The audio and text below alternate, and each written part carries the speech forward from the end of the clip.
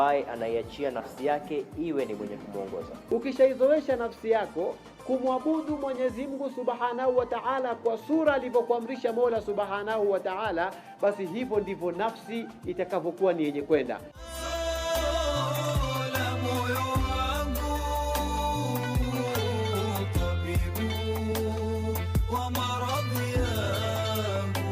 That's the power of remembering Allah. It's the best way to purify your heart.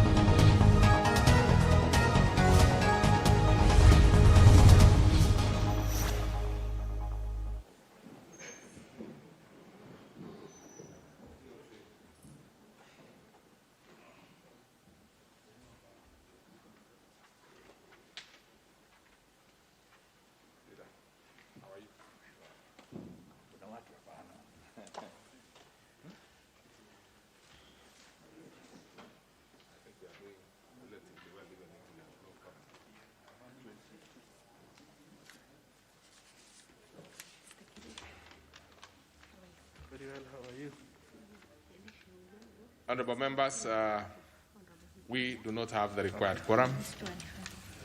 Okay. And therefore, I order that the bell be rung for 10 minutes. The speaker has a copy.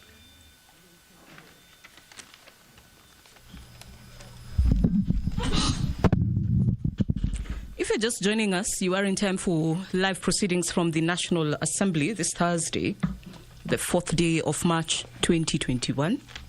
We have the quorum bell ringing, and that is for the purposes of calling upon members to come in and join in the debate this morning. 8 bills sponsored by private members lined up for debate this morning,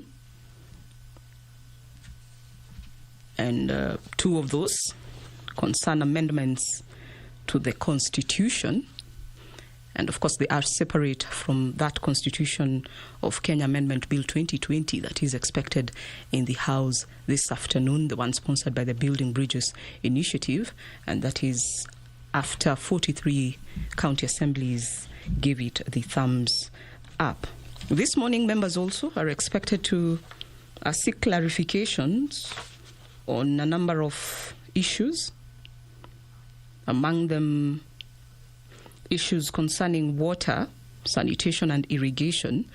And towards that end, the Member of Parliament Baringo Central, Honorable Joshua Kandie, will be seeking answers from the Cabinet Secretary on why the construction of Kirandich Water Dam Phase 2 project in Baringo Central Constituency has stalled since 2016.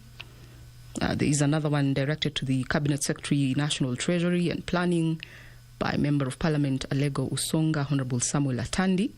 This one speaks to the status of the emergency liquidity facility created following collapse of the Imperial Bank and Chase Bank to bail out banks facing liquidity challenges and confirm whether the facility is still in existence and how many banks have so far benefited from it. The Honorable Charles Were, Member of Parliament Kasipul, has a question directed to the Cabinet Secretary, Environment and Forestry. And he wants to know whether the Cabinet Secretary is aware China City Construction Company, currently operating in Kasipul constituency, produces a lot of dust, which is blown to Akech and Katanga villages, thereby causing health complications and hazards.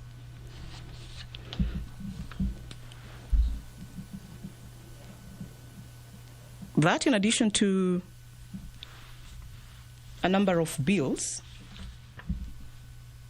one of them is the Kenya Information and Communication Amendment Bill, National Assembly Bill number 20 of the year 2019. It is sponsored by Game Member of Parliament Honorable Elisha Odhiambo, and it concerns persons operating telecommunications system or providing a telecommunication services, and it seeks to amend the Kenya Information and Communications Act Cap 411 to enable them engage in any other business and provide for separation of such other businesses from the telecommunication business. The quorum bell still ringing. The Deputy Speaker, Honorable Moses Chaboy, has directed that it continues doing so for 10 minutes so that a quorum can be achieved in the House. And obviously, members convening in accordance with COVID-19 prevention protocols, and as such, we have sanitizers in place. The members themselves are wearing their face masks. Social distancing, reasonable distance, as it should be. And that notwithstanding, we also know that these very members also participate in other important discussions, such as committee sittings, and so therefore a number of them may be engaged this morning. And the bell is really to ensure that those who are within presence of Parliament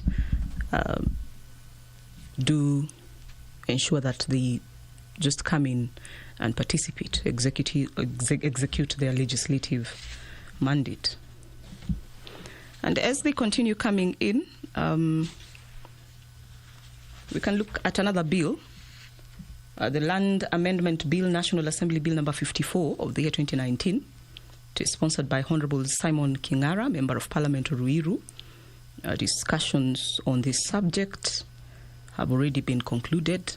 That is debate, and it is headed to a committee of the whole House for amendments. That is, if members endorse the proposed legislation at this particular moment, they will be taking a vote. It is one of the first things they will do once a quorum is achieved. And of course, if it is not, the presiding speaker has the discretion to make a decision he deems fit as regards this sitting. It is a bill that seeks to amend the Land Act number 6 of 2012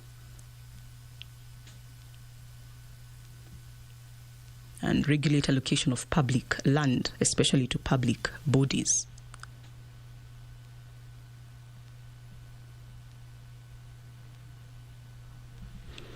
And it says the Registrar of Lands under the Land Registration Act 2012 shall issue a certificate of title in the name of a public body, public institution, or a relevant ministry, as the case may be,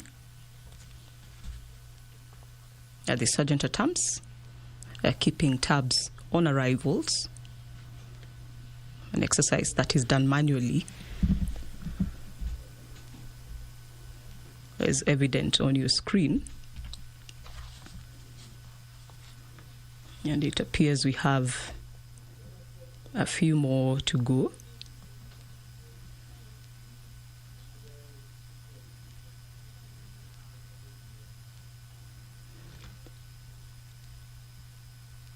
Back to that lands bill, it acknowledges that presently public land and land set aside for public purposes or for purposes of land buying companies continues to be grabbed by private persons, and primarily because there is no existence of titles issued in respect to such land. So the bill seeks to provide for registration of public land.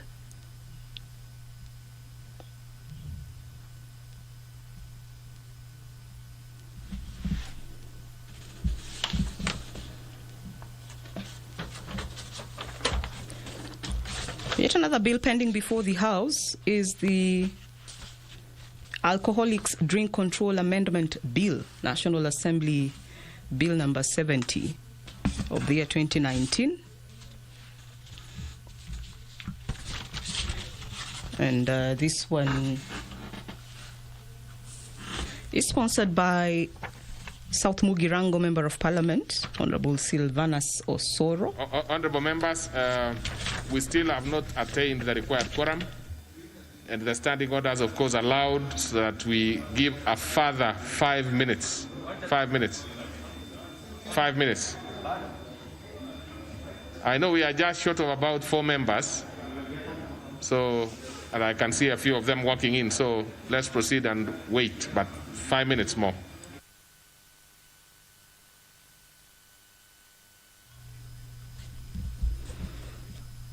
That quorum bell will continue ringing for another 5 minutes, as directed by the Honorable Moses Choboi. He is the Deputy Speaker of the National Assembly. And as, according to the standing orders, Standing Order 34, that speaks to the quorum of the House, if there is no quorum present, that bell will be rung for 10 minutes, which has already happened. And if no quorum is present at the expiration of the 10 minutes, the Speaker directs that the bell be rung for a further 5 minutes. We have heard that from the Honorable Cheboy. And at the end of that time, if there is no quorum present, then the Speaker shall adjourn the House forthwith to the next sitting. That is clearly spelled out in the standing orders of the National Assembly, Standing Order 34. If that should happen, then it means members shall reconvene in the afternoon for the next sitting. And you do remember that there is also an evening sitting that ends at 9 p.m. A quorum achieved and business can commence this morning. Enjoy the proceedings. Order number 1, administration of oath. Order number 2, communication from the chair. Order number 3, messages. Order number 4, petitions. Order number 5, papers. That particular order, the leader of majority. Honorable Speaker, I beg to lay the following papers on the table of the House today, Thursday, March the 4th, 2021 morning sitting. 1, the annual report and financial statements of the Commission on Revenue Allocation for the financial year 2018-2019. Number 2, the monetary policy statement for the periods of June to December 2020 from the Central Bank of Kenya. Number 3, the 24th biannual report of the Monetary Policy Committee for the period April 2020 from the Central Bank of Kenya. Number 4, the 25th biannual report of the Monetary Policy Committee for the period October 2020 from the Central Bank of Kenya. Number 5, reports of the Auditor General and financial statements of the African Union and other international organizations subscription fund from the National Treasury for the years ended 30th of June 2017 and 30th of June 2018, respectively, and the certificates therein. Number 6, reports of the Auditor General and financial statements of the East Africa Tourist Visa Collection account from the National Treasury for the years ended 30th of June 2016, 30th of June 2017, and 30th of June 2018, respectively, and the certificates therein. And reports, number 7, is the reports of the Auditor General and financial statements in respect of the following institutions for the year ended 30th of June 2019 and the certificates therein. A, Agri and Cooperative Training and Consultancy Services Limited. B, Strategic Food Reserve Trust Fund. C, Stores and Services Fund in the State Department for Public Works. D, Revenue Statements, State Department for Crop Development. E, National Government Constituencies Development Fund, Central Bank of Kenya account. F, the State Department for Wildlife. G, Asiatic Widows and Orphans Pension Fund, the National Treasury. H, Commission on Revenue Allocation, Staff Mortgage Scheme Fund. I, Petroleum Development Levy Fund by the Ministry of Energy. J, the State Department for Broadcasting and Telecommunications. K, the State Department for Sports. L, the Judiciary. And M, the State Department for Labor. And lastly, the Office of the Registrar of Political Parties. Thank you, Honorable Speaker. Thank you very much. So the next we have the Chairperson, Budget and Appropriations Committee. Thank you, Honorable Speaker. Honorable Speaker, I beg to lay the following paper on the table of the House today, Thursday, March 4th, 2021. Report of the Budget and Appropriations Committee on the 2021 Budget Policy Statement and the Medium-Term Debt Management Strategy. I thank you. Very well. So we go to the next order. Order number 6, notices of motion.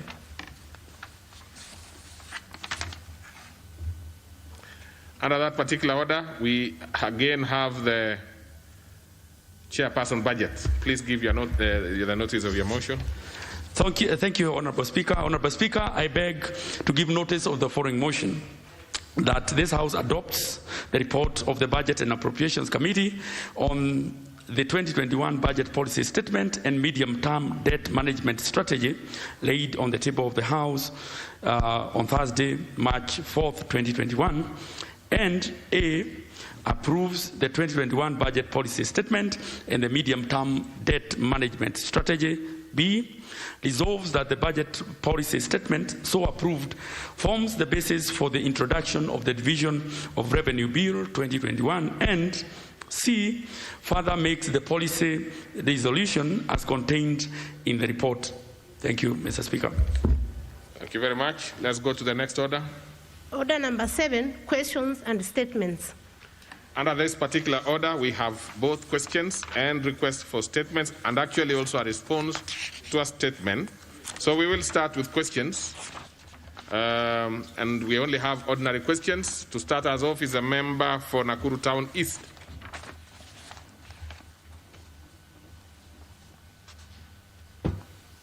Absent. So let's go to the next one. The member for Baringo Central, Honorable Kandie. Honorable Kandie Barchala, please proceed.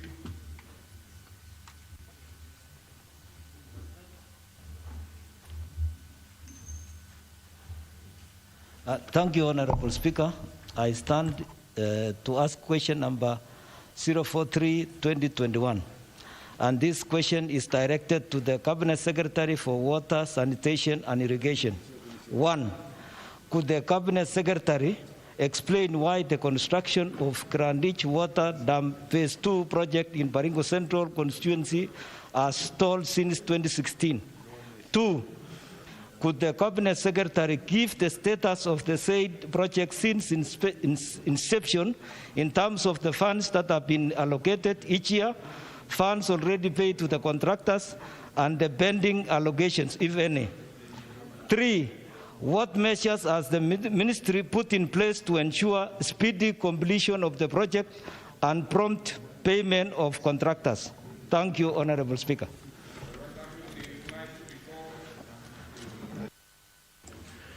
That one will be replied to before the Departmental Committee on Environment and Natural Resources. Next is the member for Kiambu County, Honorable Gathoni Wamushomba. Very interesting. A few members do not seem to have an idea that they have questions to answer. So let's go to the Honorable Charles Were, member for Kasipul.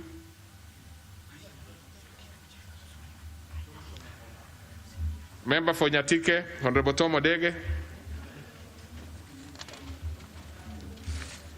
Let me confirm if they... Yes, I can now confirm that the Honorable Were and the Honorable Odege both requested for deferrals, which I will do. And then we'll proceed then therefore to the Honorable Member for Kachaliba, Mark Lemunokoro.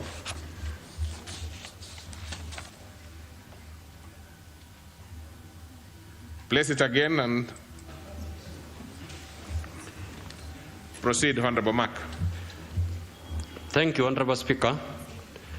I wish to ask a question number 069 of 2021, and it is directed to the Cabinet Secretary for Interior and Coordination of National Government. Honorable Speaker, could the Cabinet Secretary explain how many persons were recruited into the police service in the 6 wards of Kachaliba and Pokot North sub-counties in the recently concluded National Police Service recruitment exercise? Question 2. Could the Cabinet Secretary explain why Kachaliba sub-county was not designated as a recruitment center? And lastly, Honorable Speaker, could the Cabinet Secretary provide details on the nature and number of incidences of irregularities, if any, including canvassing incidences encountered during the just concluded recruitment exercise? Thank you, Mr. Speaker. Very well. That one will be replied to before the Departmental Committee on Administration and National Security. So we go to the next one by the Honorable Atandi, member for Usonga. Thank you, Honorable Speaker. Honorable Speaker, this question is the second time I'm asking this question, because the first time I asked the question, the answer did not come. So I want to plead with you to ensure that the people of Kenya get justice through a proper response on this question. And the question is addressed to the Cabinet Secretary for National Treasury and Planning. Part 1, could the Cabinet Secretary explain the status of the emergency liquidity facility which was created following the collapse of Imperial and Chase Bank to bail out banks facing liquidity challenges, and also to confirm that the facility is still in existence, and how many banks have so far benefited from it? Number 2, could the Cabinet Secretary explain, could the Cabinet Secretary also report on the status of the forensic audit which was conducted following the collapse of Imperial Bank? Number 3, how are the firms engaged in the forensic audit identified and procured? Number 4, what are the specific terms of reference? What are the specific terms of engagement of the firms conducting the forensic audit, and how are they being paid? Were they being paid by the public through the central bank? Thank you, Mr. Speaker. Very well. That one will be replied to before the Departmental Committee on Finance and National Planning, and surely they should take it up and make sure that this time it is answered, so that Honorable Atandi doesn't have to ask for the third time. And that is the end of question time.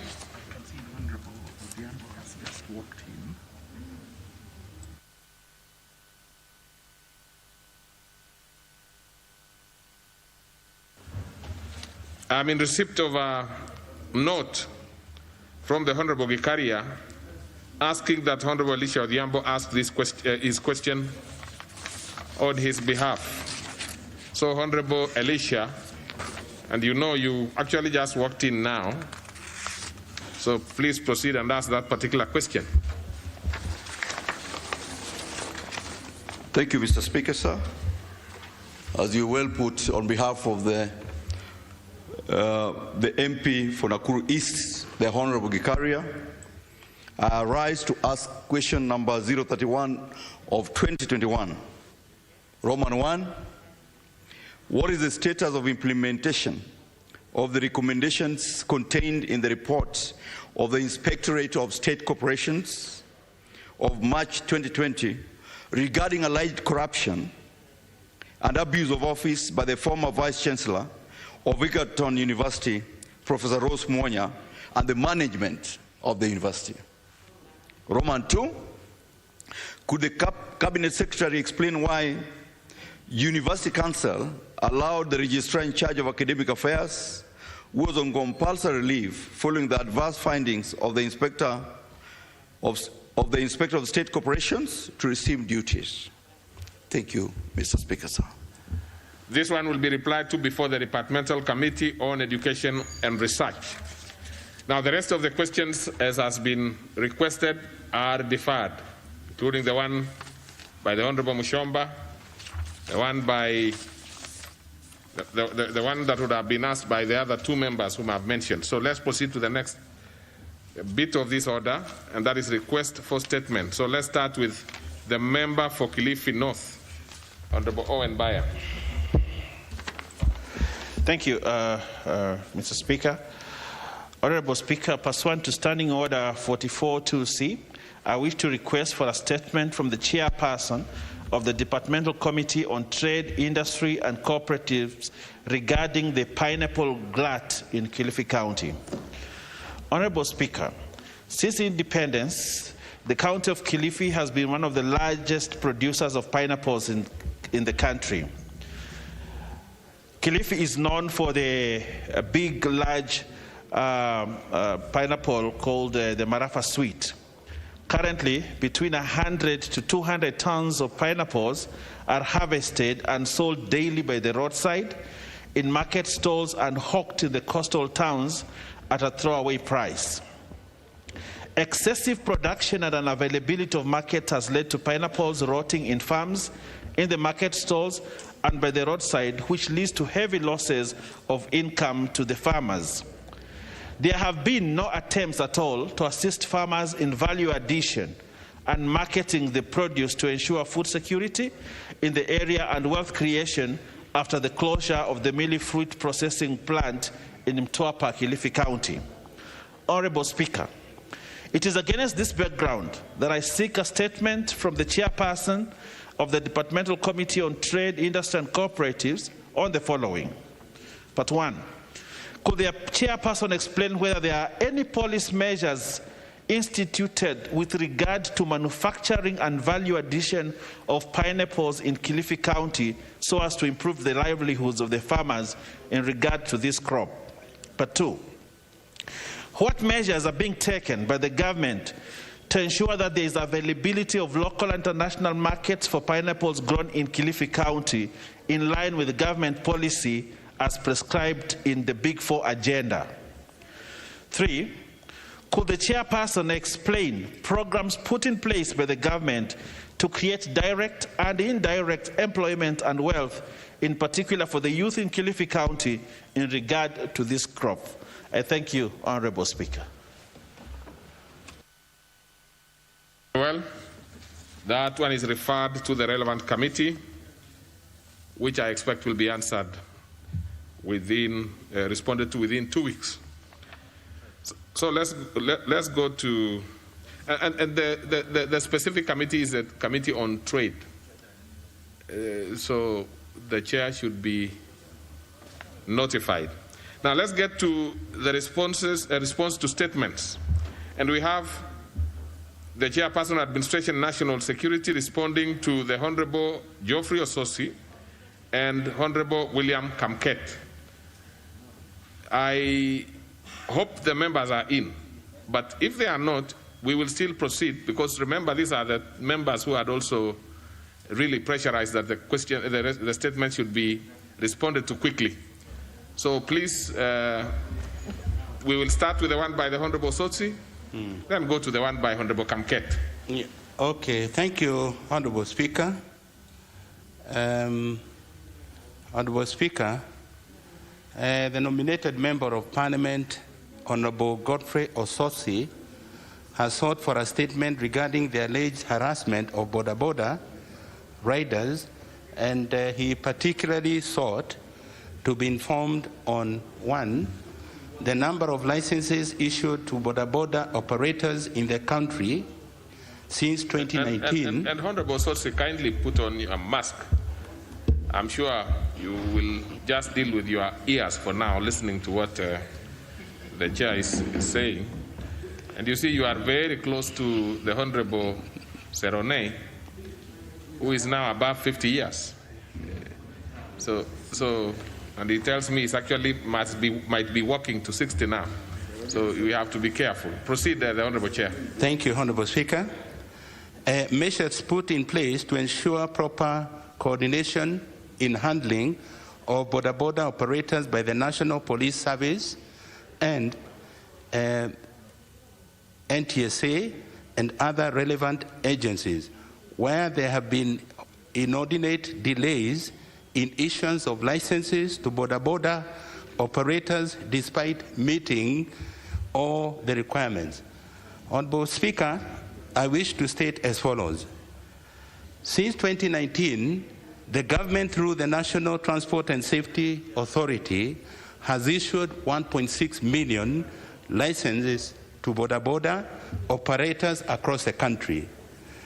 The following measures have been put in place to ensure proper coordination in handling of border operators by the NPS and NTSA and other relevant agencies. Honorable Speaker, the Ministry of Interior and Coordination and National Government established a cross-sectoral task force on motorcycle public transport, border reforms, comprising of representatives of government, non-governmental organizations, and border associations. And Honorable Speaker, the task force was mandated to assess, build consensus, and make recommendations on the reforms of the sector.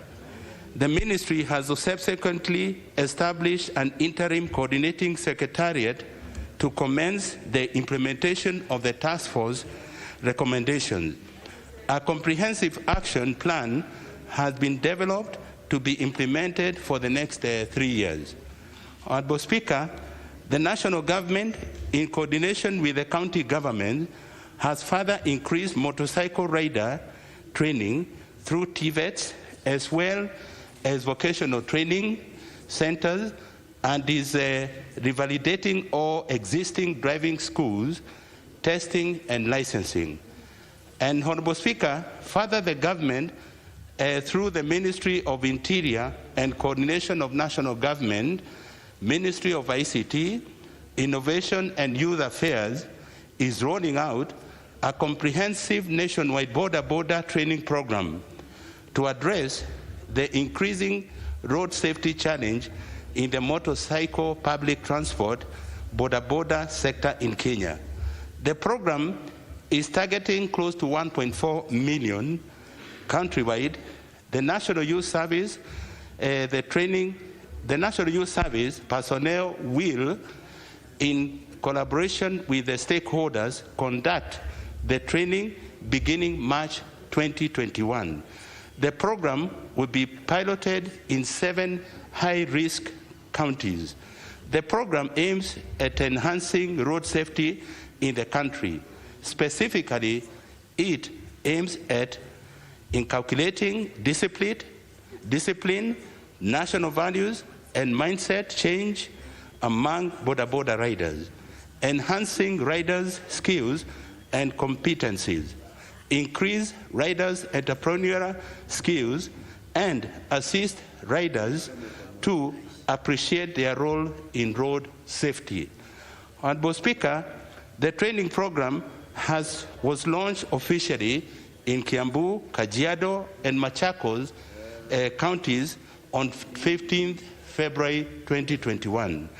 The government is further working towards enrolling all border operators on a national data platform and formation of border circles and association to structure the border operations.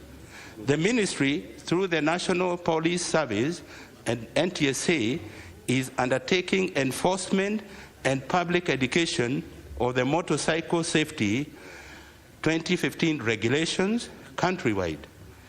National public road safety awareness campaigns targeting both riders and pillion passengers are being undertaken across the counties to improve road users' behavior among the border riders. Honorable Speaker, NTSA, in collaboration with the Ministry of Transport, Infrastructure, Housing, Urban Development, and Public Works, and other agencies, both government and non-governmental, has continuously undertaken joint road safety audits to identify hazardous road locations where excessive number or severity of crashes occur, and with the aim of taking corrective measures accordingly. A number of roads have been comprehensively audited and recommendations are being implemented to ensure safety of all road users. Honorable Speaker, these include the Northern Corridor. Numerous black spots were identified and are currently being treated. And secondly, Nairobi high-risk roads. Honorable Speaker, the NTSA and the NPS share road crash data with road agencies monthly by location of deaths and injuries, by road users, type, and the key infrastructure factors that influence risk for each user group. This is information strategic action by the road agencies and implementation of evidence-based engineering treatments to improve the safety performance. And also, Honorable Speaker, the government is in collaboration with the stakeholders supported the development of a non-motorized... Order. Who are these two members who are not keeping social distance? Order. Order. You know, please, you must maintain social distance unless it's a person you have emanated from the same house. Proceed. Proceed.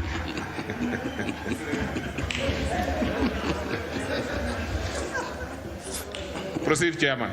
Thank you, Honorable Speaker. Yeah, the government, in collaboration with the stakeholders, supported the development of a non-motorized policy that was adopted by the Nairobi County Assembly. Currently, there are elaborate plans being implemented to decongest Nairobi City County through provision of sufficient NMT facilities, pedestrian walkways, crossing points, and footbridges, designated border and bus terminals, well-lit, clean and safe streets. The NTSA is also spearheading the establishment of county transport and safety in collaboration with the respective county government and the development partners to improve management and coordination of border transport subsector. Transport is one of the devolved functions as defined in the 4th schedule and potentially has a bearing on road transport and safety. Among the critical functions as stated in Schedule 4 that have been devolved to the county government earlier is transport function. County transport, including county roads, street lighting, traffic and parking, public road transport, and ferries and harbors, excluding the regulation of international and national shipping and matters related thereto. And Honorable Speaker, as I conclude, the county transport and safety form a critical link of collaboration between the government and county government in management and improvement of road safety. From the county level, the CTSAC. Sorry, you have not concluded? Almost concluding. Thank you, Honorable Speaker. As I conclude, during this financial year 2020-21, the government is mainstreaming road safety in all its ministries, departments, and agencies through a multi-sectoral approach that will ensure that road safety issues are made an integral part of government program project. The overall goal is to substantially reduce the burden and severity of road crashes in Kenya. Leader of Majority, are you sure you are safe? Would you need any protection? I think you do. So proceed there. Okay, thank you, Honorable Speaker. Which is currently estimated at annual loss of 3,000 lives and 10,000 injuries, and a corresponding equivalent loss of 5% of GDP as part of their performance traffic contract target. MDAs are required, therefore. Honorable Speaker, the general uptake of licenses among the border operators are inarguably low owing to the following: lack of formal training of riders, to enable them apply for a driving license. 2, lack of proper documentation necessary for the application of the licenses and identification cards. Delays in collection of the already processed licenses by the riders, and finally, low level of awareness among the operators on the road, near to the road. And Honorable Speaker, as I also want to mention, my committee is planning to travel to Thailand to also learn more, benchmark about border, because places like Thailand, they have more than 20 motorbikes, and about 70% of the accidents on the road are usually caused by motorbike. Thank you, Honorable Speaker. Very well. So I will give the first shot, of course, to the member who requested for the statement, that is Honorable Sosi.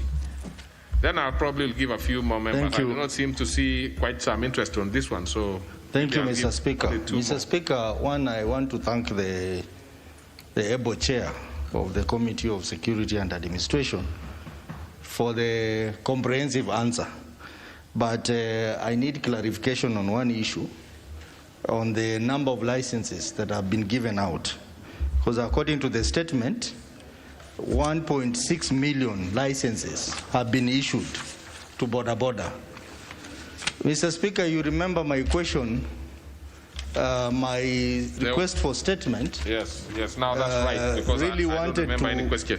Find out why we have so many border youth who have applied for licenses, and several months later they haven't received their licenses. So I expected the chair of the committee will give us a breakdown. One, how many motorcycles are there in Kenya? How many have applied for these licenses? And how many licenses have been issued? Okay. So that now we find out how many licenses are still not yet issued. Because the gist of the statement was that some border people have applied for licenses, but they have not been given the licenses, and yet police are harassing them because they don't have licenses.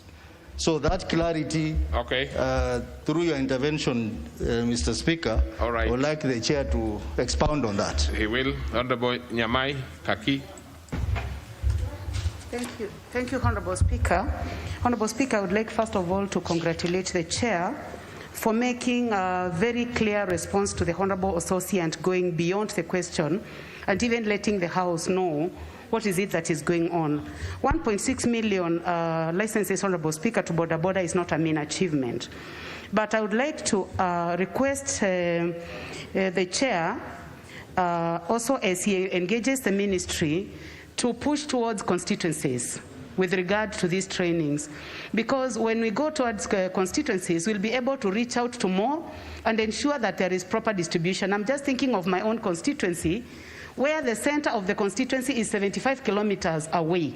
And the way it was done in Machakos is that they were at the center of the county. Then, Honorable Speaker, I like the way the ministry has taken this as an industry, and not just focusing on safety. They are focusing on entrepreneurship and making sure that they are not only focusing on accidents that are happening and reducing the number of hospitalization, but looking at it as an industry. And as I finish, Honorable Speaker. No, you can't have three. I just wanted to put third one. You can't have three. You have already done two. Third one, Honorable Speaker, which is extremely important. I'm giving the next member. You have done the first two. It's about the hustlers, Mr. Speaker. Motorcycles. It doesn't matter now. So let's proceed now to the Honorable Ambura, and that should be the last one. Thank you, Mr. Speaker. May I also take this opportunity to congratulate the chair of the committee for the good report he has given. Mr. Speaker, I have only two comments to make. One, border is a very useful means of transport and very important for this country. And it is important that they are regulated as everybody else, so licensing is important. However, I've noticed, particularly in the city of Nairobi, that they don't seem to be actually bound by the rules of the road. And I've noticed that they disobey the rules and the police are watching and they move all. And my fear, Mr. Speaker, is that unless we actually take action now, it will reach a point when it will be very difficult to actually regulate them properly. And there will be mass movement against it because it has been left to go on for a long time. So I think that's another area we should support them, license them, but also ensure that they adhere to the traffic rules. Number two, on their visit, another country that is really very using it very well is Vietnam. So if they can also check in Vietnam on their visit, it may also be a very useful benchmarking for us. Thank you, Mr. Speaker. Very well. Now let's have the Chair to respond to any clarifications that might have been raised. Thank you, Honorable Speaker. I would like to respond to my brother, Honorable Osotsi, especially regarding the issue of the number of licenses issued already. As I mentioned earlier, already there are 1.6 million issued, and in my last part of my statement, I've made it very clear that the reason why many are not receiving, many don't have IDs, and the process is usually very tedious. Others, the government is doing their best to make sure that the process is now fast-tracked and the young people can get their licenses as soon as they do their test. And, Honorable Speaker, the other issue was regarding the constituency level by Honorable Rachel Nyamai. The government is also, if you heard me saying in my statement, we're also reaching to the lowest level and working very close, even with the county government, to make sure, even on the county level, we are able to reach out to the young people who are in that. And I've said, Honorable Speaker, the issue I think which is more critical now is the issue of security. As you know, most of the young people who have border, also, they have been involved in crime, and we also need to tame that. And that's why we want to benchmark and see how the other countries are addressing that issue of security. Thank you, Honorable Speaker. Okay, so you go to the next one, Honorable Chair. You go to the next one. The one you will be responding to Honorable Kamket's statement. Request. Thank you, Honorable Speaker. Honorable Speaker, if you may allow me, I have to include what Kamket wanted me to reply to him because he's not here, so it can go in record. Honorable Speaker, the Member of Parliament for... Just a minute. What did you say, Chair? The request you are making is which one? I said I wanted to include my statement, including his request, so it goes in record because he's not in the House right now. Well, I think you could still... you see, once a member asks for a statement, it ceases to be his personal issue. It becomes for Parliament. So just go straight to the reply. Yes. Well, other members will... Because remember, Honorable Kamket himself insisted that we should not put it beyond today. In fact, it had been, the House has been informed that you might actually have been going to Garissa. That's from Honorable Kaluma, if that was factual. But if it is not, still the member had really insisted on it being answered, and I think you are doing your best then, so proceed.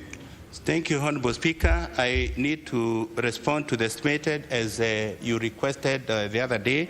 And Honorable Speaker, there has been a long-standing boundary dispute between the Pokots of Baringo East Sub-County and the Turkanas of Turkana East Sub-County over the ownership of Kapedo. Other contributing factors to the conflicts includes proliferation of small arms and light weapons, porous border with South Sudan and Uganda, and the culture of Moranism, which encourages frequent raids on neighboring communities. And Bosika, some of the areas that have been affected by the conflicts include Kapedo Center, Kapedo Bridge, Nadome Lomelo, Kamunge, Chemolingot, Loruk, and Karau Hills, among others. These perennial conflicts have resulted in substantial cases of cattle rustling, theft, loss of lives and property, disruption of learning, displacement of communities, and loss of livelihoods and others. Honorable Speaker, security agencies working in the region have also become the target of these heinous attacks. In the past 6 months, 21 civilians and 4 senior police officers have been killed within the disputed Kapedo area. Previous efforts by the government to address these challenges included voluntary disarmament, community peace initiatives, amnesty to surrender of illegal arms, and programs on alternative livelihoods. Honorable Speaker, the recent incidents include: 1, on 31st December 2020, number 105912, APC Patrick Ingori, while in patrol with other police officers at Chermoy, Baringo North, was shot and injured by suspected Pokot bandits. The officer was rushed to Nakuru Level 5 Hospital, where he succumbed to the injuries while undergoing treatment. Honorable Speaker, on 17th January 2021, at 1605 hours, at Ameyan in Tiachi West Sub-County, a convoy of GSU and RDU officers was ambushed by heavily armed suspected Pokot bandits, and a heavy exchange of fire ensued. During the attack, number 230981, SP Emadao Tabako, Deputy Staff Officer in charge of Operation GSU, was shot on the head and died instantly. The officer was coming from Kapedo after attending a peace meeting. During the attack, number 80485, PC driver Nixon Koril sustained a gunshot on the left arm above the elbow. The hand was later amputated. Number 200505 7564, APC Gift Mwambula of RDU was shot on the hip. Honorable Speaker, on 19th January 2021, a police armored vehicle, while on patrol at Adoke, includes Adoke Adome, got stuck in the sand, and while officers were trying to recover it, they were attacked by bandits and vehicle tires were deflated and later set on fire. During the attack, 233768 ASP Emmanuel Mainge of GSU, stationed at Kapedo, was shot on his upper right arm. The other 2 police officers, including a KDF officer, also sustained injuries. And fourthly, Honorable Speaker, on 21st January 2021, number 860-11089, Chief Inspector Moses Lekarap of RDU Kapedo and his driver number 2011311303, APC Benson Kaburu, were fatally injured at Kapedo Bridge, and the attackers took away their rifles. The deceased officers were returning to the camp from Mariga town after shopping. And fifthly, Honorable Speaker, on 3rd February 2021, while on patrol at Larumoru in Baringo South, a KDF officer was shot by armed Pokot bandits on the left thigh after a fierce exchange of fire. The officer was taken to hospital in Nakuru, and later his leg was amputated. And sixthly, Honorable Speaker, on 19th January 2021, the Makutani Ward member of County Assembly, Honorable Renson Parkei, reported that 6 bodies of unknown persons were found within Arabal area in Baringo South.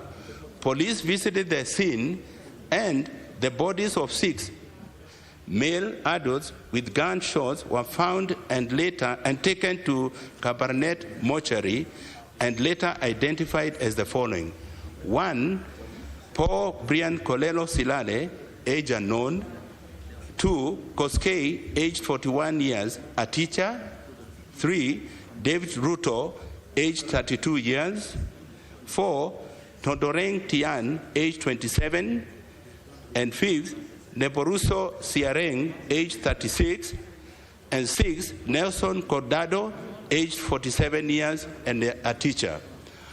Honorable Speaker, however, the government is not aware that the above person died in the hands of the police officers, as it is alleged.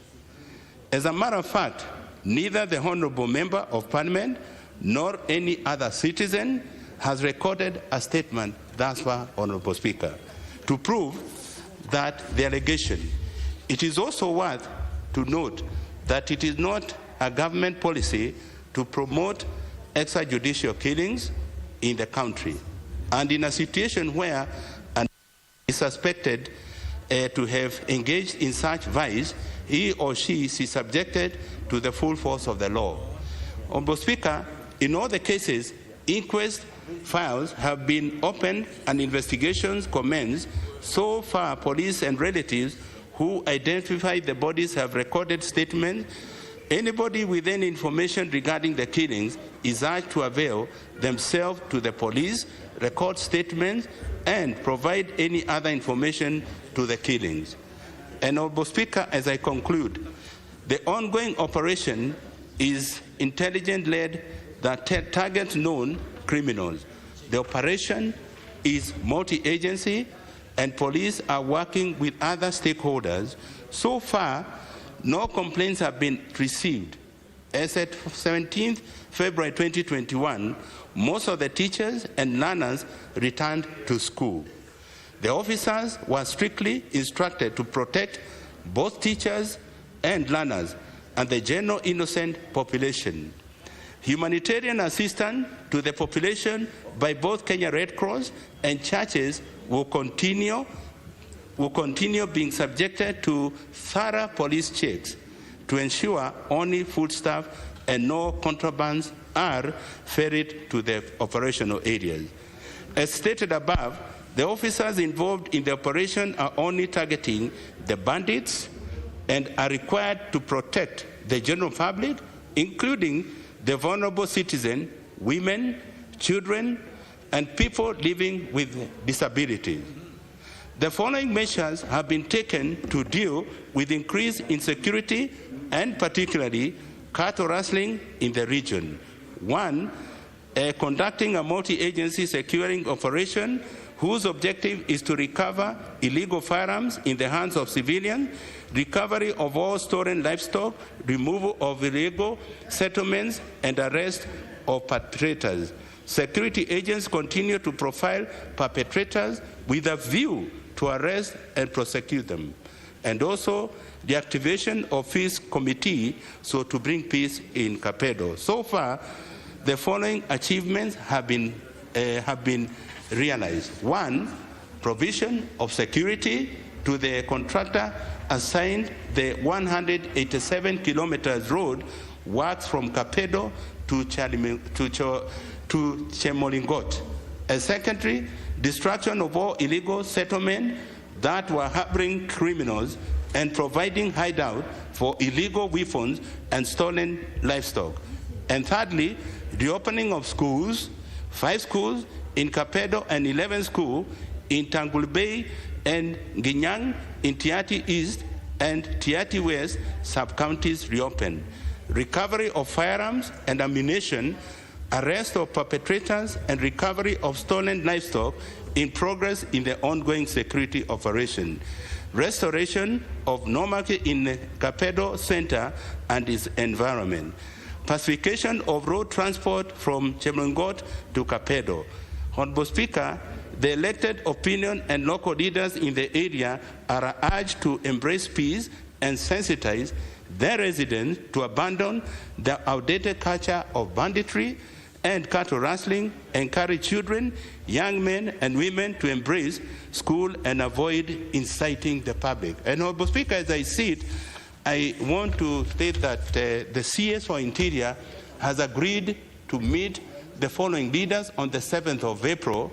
That are the Governor for Turkana, Josephat Nanok, Derito Moredi Laikipia, Alex Tolgos, Eugeo Marakwet, Moses Kasaine, Samburu, and Stanley Kiptis, Baringo, and also the foreign senators, Senator Litumbesi Telengo and Samburu, Professor Malika Karl Turkana, Gideon Moi Baringo, Derito John Kenywa Laikipia, Kipchumba Makomen Eugeo Marakwet, and also Honorable Speaker, the following members of Parliament, David Bowen Kagongo Marakwet East, and Hobo Kisang William Kepkemoi Marakwet West, Honorable Charles Kamuren Baringo South, and Honorable Kipkoror William Cheptumo Baringo North, Lokiru Ali Mohammed Turkana East, Sarah Paulata Correre Laikipia North, Lentoi Jackson Samburu East, Alois Olamatanga Samburu, Naisula Lesuda Samburu West, and Joyce Manikor Turkana County, Catherine Wanjiko Arugoro Laikipia County, Jane Kipto Joe Marakwet, and Mason Leshomo Samburu Woman, and graduate Jesire Cheriot Baringo. Thank you very much, Honorable Speaker. Very well. So I'll give a few members, and those members I'll give are those ones who will press the intervention slot so that I can differentiate. We'll start with Honorable Sankok.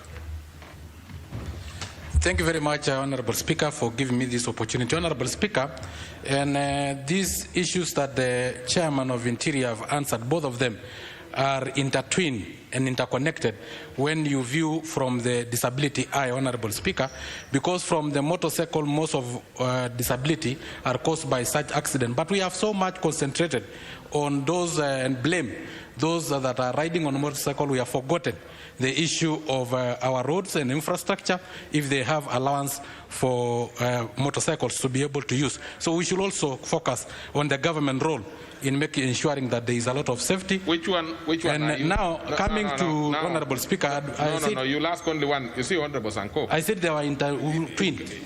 You know, we are talking about the second one. No, the second one is the finished. one. Yeah, So I'm just on the ask second one for the second one. Yes. Thank you very much, Honorable Speaker. Honorable Speaker, and this issue of cattle rustling, Honorable Speaker, I think it is a very emotive issue from pastoralist region and need an adequate answer, Honorable Speaker.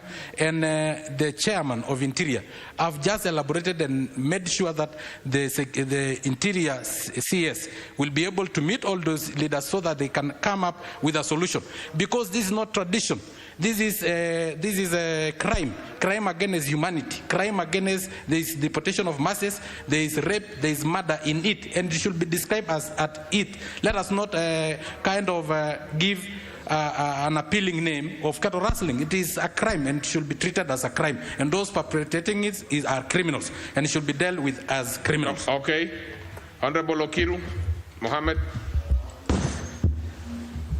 Thank you, Mr. Speaker, for giving me this chance. Mr. Speaker, I'm the Member of Parliament for Turkana East. And when all these incidences happened, I was in Kapedo. When the officers were killed, I was in Kapedo, because that's my constituency.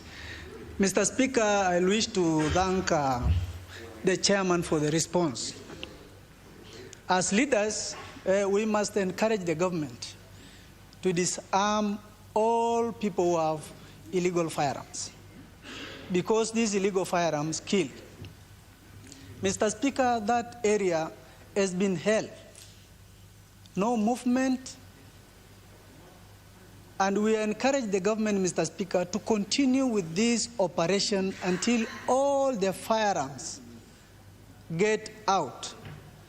Because, Mr. Speaker, currently in Kapedo, thank God the Turkana people in Kapedo are now going to school. Their children are going to school because of the operation that the government undertook in that place.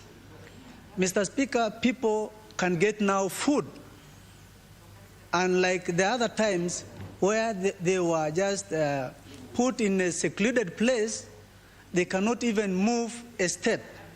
Most of the people there, their houses were burnt. And because of this intervention, Mr. Speaker, people can now sleep knowing that they are in Kenya. So, Mr. Speaker, sir, I wish. I was thinking you should be seeking a clarification. It seems you are comfortable. So I think that should be really enough. Thank you, Mr. Speaker. Yes, that's okay. So then the Honorable Maure. Mr. Speaker, I did hear the statement from the chair. And Mr. Speaker, it is good to hear one day the government draws a line over what we are, or the way we are treating this issue of cattle rustling. And Mr. Speaker, if you notice, it has just concentrated on a small pocket of the country. I happen to have been a victim of this scourge. If you look at our neighboring Uganda, Mr. Speaker, anybody who uses a gun for this kind of an operation is not treated by is not handled by the police. It's the military. So, Mr. Speaker, we need to amend some of our laws to have the military deal with this nonsense being perpetrated, which is commercial. It has nothing to do with culture, and it's a crime.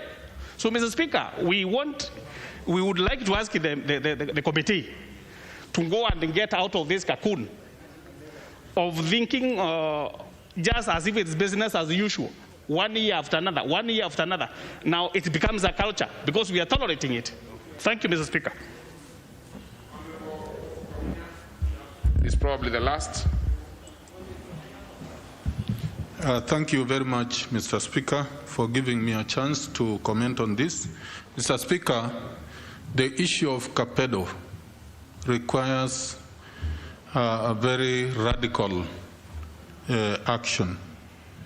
Indeed, my chairman, Honorable Koinange, has indicated the issue of cattle rustling is not only cultural, but it has taken a commercial, it has a political angle to it, and a developmental angle. Honorable Speaker, we actually need as a country to come up with a more comprehensive approach to dealing with cattle rustling in that region of Kapedo. Honorable Speaker, you'll note that some time back we had there was a lot of cattle rustling involving also Marakwet, that is Elgeyo Marakwet, the border with West Pokot. There have also been other areas where this has gone down. And Honorable Speaker, when the Committee of National Administration and Security visited Baringo about 2 or 3 months ago, we found that actually there are solutions that have been applied. And Honorable Speaker, that some of these solutions are to do with development, others are to do with applying the law the way it should be. So half-hearted solutions will not help. So I want to thank the Chairman for highlighting the key challenges and what the officers are doing. And Honorable Speaker, one of the officers, the superintendent who lost life, Emadau, is from my community. It was unfortunate, and I think is one of the most senior that we had from that region. But a number of officers have, through time, lost lives. So, Honorable Speaker, I want to thank you. I want to... That should be it, Honorable Kaunya. I have concluded, Mr. Speaker. Mr. Speaker, I want to thank you. Okay, thank you. Thank you, Honorable Kaunya. I see the Honorable Kamket has come in. So, but before I give Kamket as he, organize himself there, we can have Honorable Lemunokol to make a quick one, then we come to Kamket, and then we conclude. Honorable Speaker, I want to thank the chairperson for giving a comprehensive answer. However, I fault some of the statements, some of the answers provided by the ministry because it intends to mislead. Honorable Speaker, it is regrettable that lives were lost, both lives of our soldiers and the innocent Pokot people. In his statement, the chairperson branded the bandits as being Pokot bandits. And in the real sense, we are aware that criminals are criminals. Even in Kiambu, they are thieves. And we never brand them as Gikuyus. Honorable Speaker, this government has never been serious in terms of finishing cattle rustling. All they do is try to come and put off fire and disappear. Every time they neglect such areas, we have evidence of very weak presence of police in those places. Honorable Speaker, it's unfortunate that some of my colleagues believe that this is a cultural practice. I want to state it categorically that this is a crime and it is not accepted by the community. Pokots do not support. We are in West Pokot and we have agreed to peace with our neighbors, the Turkanas, the Karamojang. This government should change their perception and actually ask for answers in order to find ways of eradicating this practice forever. Thank you very much, Mr. Speaker. Thank you. Then lastly, the member for Tiati. Mr. Speaker, I apologize. I came a bit late. So obviously I've not been able to follow exactly what transpired. But Honorable Speaker, if the answer that the chairman gave is the one that I have that was sent to by the committee clerk, then it is not, it's a poor attempt at addressing the issues happening in my constituency. And therefore, I will plead with you, Mr. Speaker, that there are very fundamental issues that I would like, as a member of Parliament for Tiati constituency, and I would also like to, the committee to invite the members of Parliament from the neighboring constituencies so that we meet the minister himself. Okay, just to help you, Honorable Kamket, yes, so that you know, I can see you are working in the dark. That is exactly what the chair has said, that you are going to have a meeting of quite a big number of members, governors, and senators. And he mentioned all of them by names. So Honorable Kamket, of course, I will fault you a great deal for you know, walking in late, because you remember you are the one who put us under a lot of pressure to have it on Thursday, and it was indicated as going to be Thursday. So as far as I'm concerned, you are aware that this thing is coming. So never mind some circumstances that could have arisen, jam and so forth. You are aware. So what the chair has done is given an extremely comprehensive statement. Now I cannot be able to know which one came to you or otherwise, because but from the members' response, they look like they were fairly satisfied. And some of the things that probably you need to raise, you may need to raise in the meeting. Yes. But you could still have some 1 or 2 clarifications here, and then the rest you can do in the meeting that has been scheduled. I think for 7th, if I'm not wrong. Was it 7th? 7th, yes. So proceed, Honorable Kamket. I just wanted clarification on the date of the meeting, that's all. Because I have nothing to ask my colleague. 7th of? 7th of April. What? So, Mr. Speaker, I just need, because I have urgent issues in my constituency, yes, including the massive roadblocks that have been placed on the road between Marigat and Chemolingot. Yes. That is the most important issue that needs to be addressed. I've just heard about some death in April.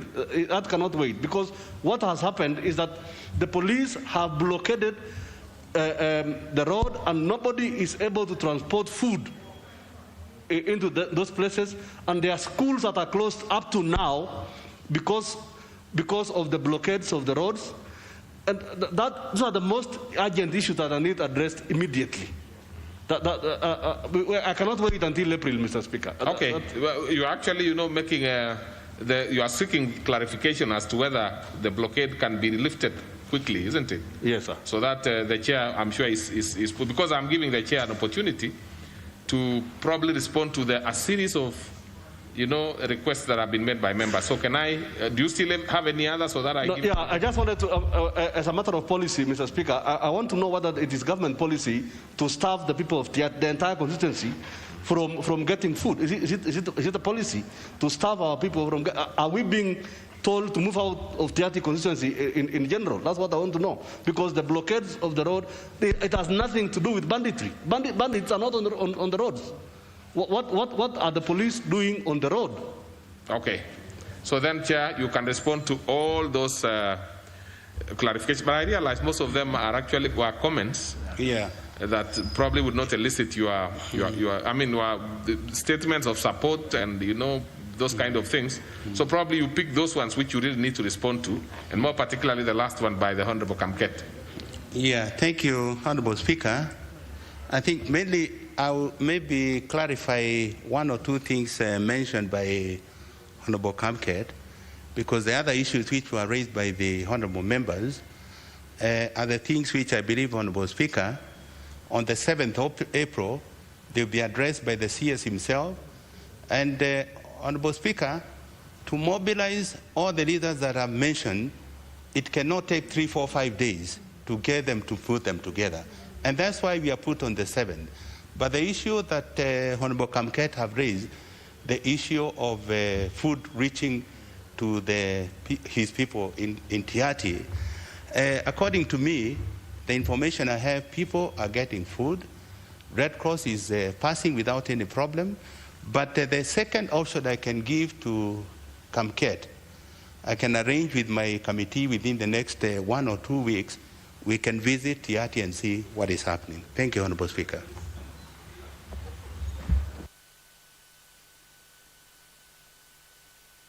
Is it okay? Actually, you were actually asked on Tuesday, if I'm not wrong, that they should visit your constituency. Yeah, actually, Mr. Speaker, I would like to urge the committee. I'm very grateful for what the chairman has said, but I would like to urge the committee. There's a lot of misinformation that is being fed with. So that if they want to visit, they should. Your office, Mr. Speaker, should facilitate their visit as soon as possible. Not 2 weeks, if possible, next week. Since the chair has volunteered to have the committee visiting, I'm sure between yourselves and your members, you can discuss specific dates. The issue of facilitation will not be a major issue. I'm sure as long as that request is made, it will be acceptable. I mean, it's a serious matter, and most of the things you are saying that there is misinformation, when the committee goes there, they will be able to get the clarity. But the Honorable Mariro, what is it? What is your point of order? Really, it's still on the statement, and Honorable Speaker, I came a bit late. Well, last time we spoke about this matter, I was very clear personally on this statement and what Honorable Kamket is raising. No one, including us as members of Parliament, including myself as a neighboring constituency, would support the people of Tiati to go without food. No one. But even as Mr. Chairman raises the issues or the importance of visiting Tiati to check on that, they must also find it urgent to deal with the issues of insecurity in the neighboring constituencies. For example, Mr. Speaker, last night at midnight, 5 goats, 3 cows were stolen from my constituency, and that is happening every night. Every night. Right now, I was just outside because there's a big demonstration in Matweku, in Rofere, in Kieni, in Kinamba, the whole of that place in my region, because of this theft. So let the chairman also not put a lot of capital, and he should put a lot of capital on the people who without food, but should also put capital on my people who are dying every day. Now, Mr. Speaker, I understand the situation you are in. Yes, when your constituents are having issues, but as much as I do, that now you needed, of course, to raise your own request, whether in form of a statement or a question. But as the chair will be visiting together with his team, if you between yourselves you discuss, I am sure it is possible for them to create some flexibility and also look at some of the areas that are affected by insecurity.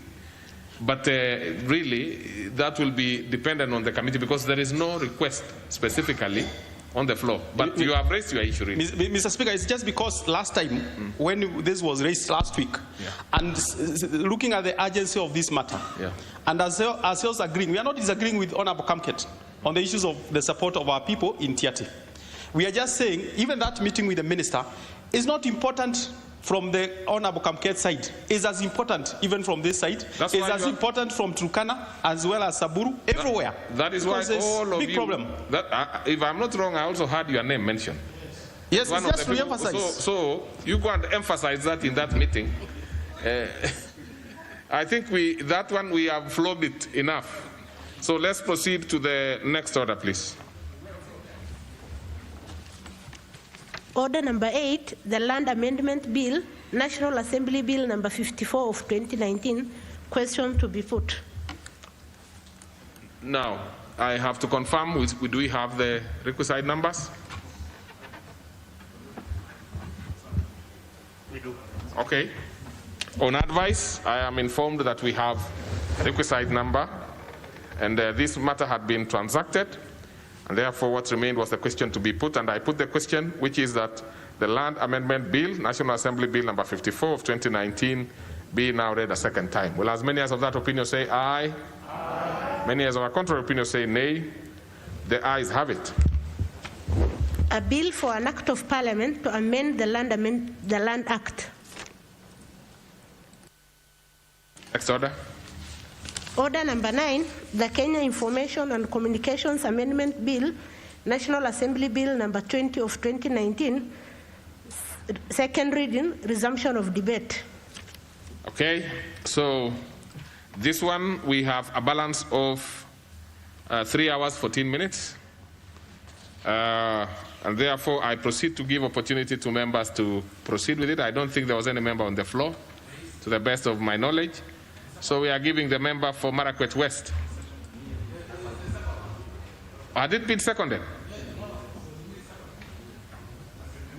Let me confirm this, honorable members.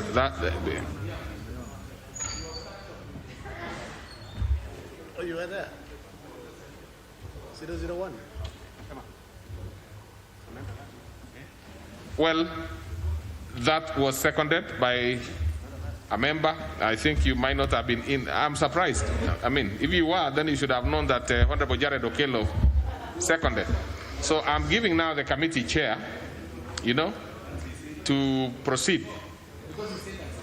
Yeah, once here, it was short, but that is sufficient as far as we are concerned. I mean, for the relatively senior members, you realize even standing and saying yes, you do with a bow, is perfect. So let's have the Honorable Kisang. Thank you, Honorable Speaker. What is your point of order, Alicia? Honorable Diambo. Mr. Speaker, the seconder had 9 minutes remaining, and the Speaker then on that chair pronounced himself. Thank you.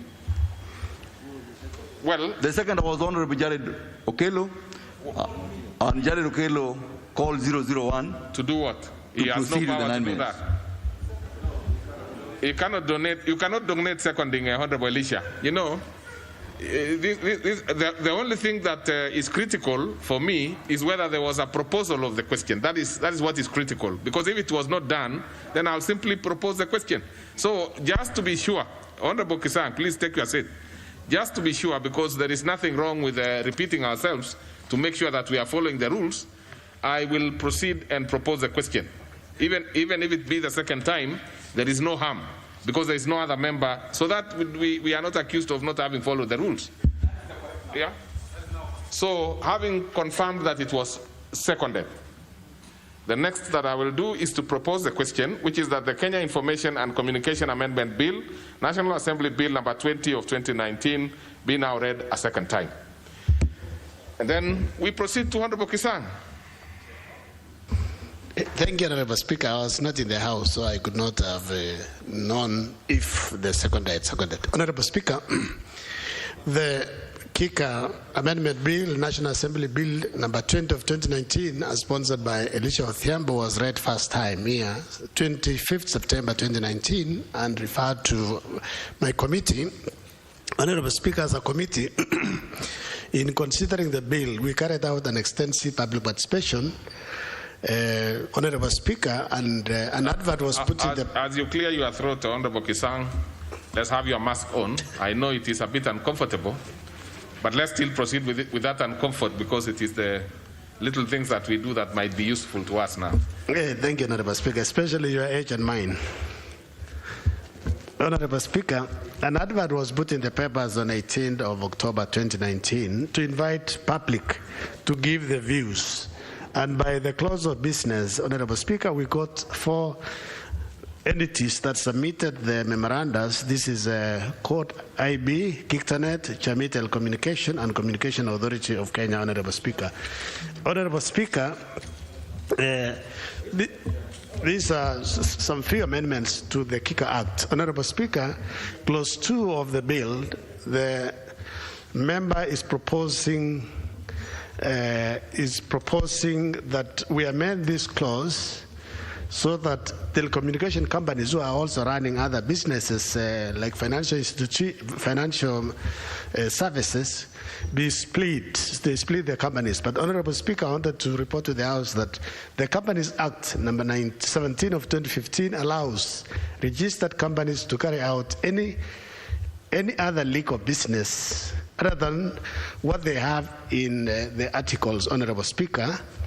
And this law, the Companies Act, is very clear. You can undertake any business if you register a company to do construction. There is no law that stops you from doing any other business, so long as you get licenses for the subsidiary businesses, Honorable Speaker. Honorable Speaker, the Kicker Act, the Kenya Information and Communication Licensing and Quality of Service Regulation 2010 adequately provides for parameters for quality of service. The amendment, Honorable Speaker, proposes that in clause 3 that entities be penalized for poor quality of service. But already the regulations 2010 is covering this, and entities are penalized up to 500,000 or 0.2% of the turnover, Honorable Speaker. So we will be proposing in the committee of the whole House to make amendments on this. Honorable Speaker, there are some minor amendments like commissions. The bill is talking about commission, but we have what we call Communication Authority. CCK has been already overhauled, and we have CA. So we will be making those small amendments to ensure the bill is in conformity with the current status of the entity. Honorable Speaker, we are saying in the proposed amendments to say for any coal drop you are paid 10%. And then we are saying the Kicker Regulations 2010 is already providing for this. How will you record that you need to pay 10 bob for each coal dropped? So it's not possible, Honorable Speaker, because under the regulations 83A, it's taking care of this particular amendment. Honorable Speaker, we've also realized that there are several regulations that has come into effect since 2014. And most of them, because of new technology, it requires some urgent audit so that we make amendments in these particular regulations. It means we'll be partnering soon with the Delegated Legislation Committee so that we go through and audit about 10 regulations that are in place as per the Communication Act, Cap 411A, and propose amendments to the regulations, Honorable Speaker, to make them more effective. Honorable Speaker, Honorable Member is also proposing to change the use of Universal Service Fund. We know this fund was set up by the sector, by the industry, to ensure that those areas that are undercovered, both in voice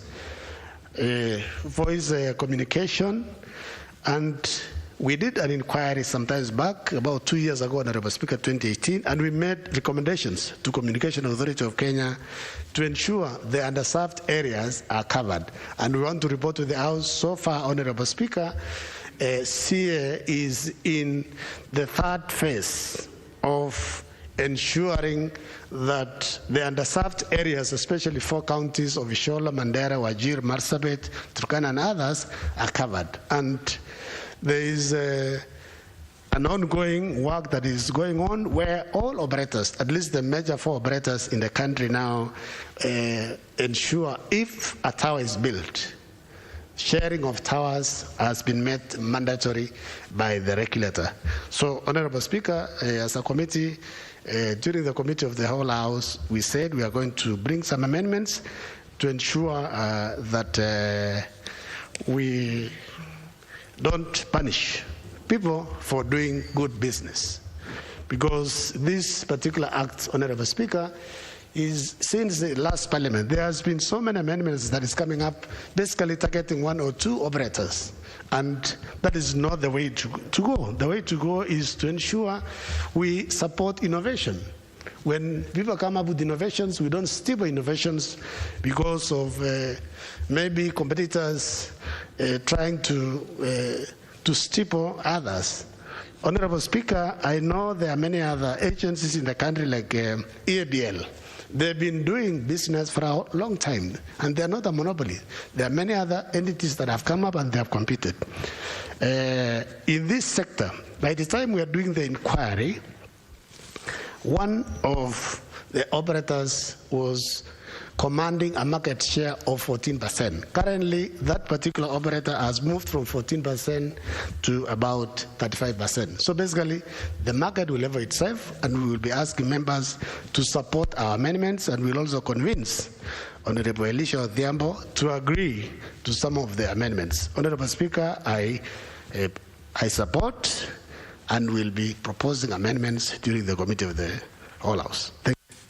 Honorable Makari.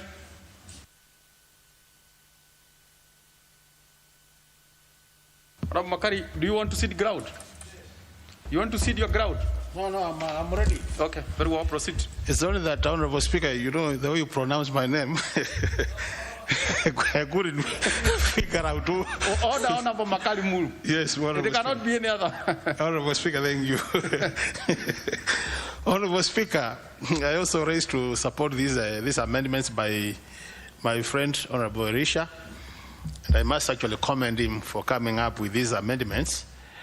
And listening to the chair of the committee, it looks like, Honorable Speaker, that there will be need at some point for both the committee and Elisha to sit and see how to harmonize this.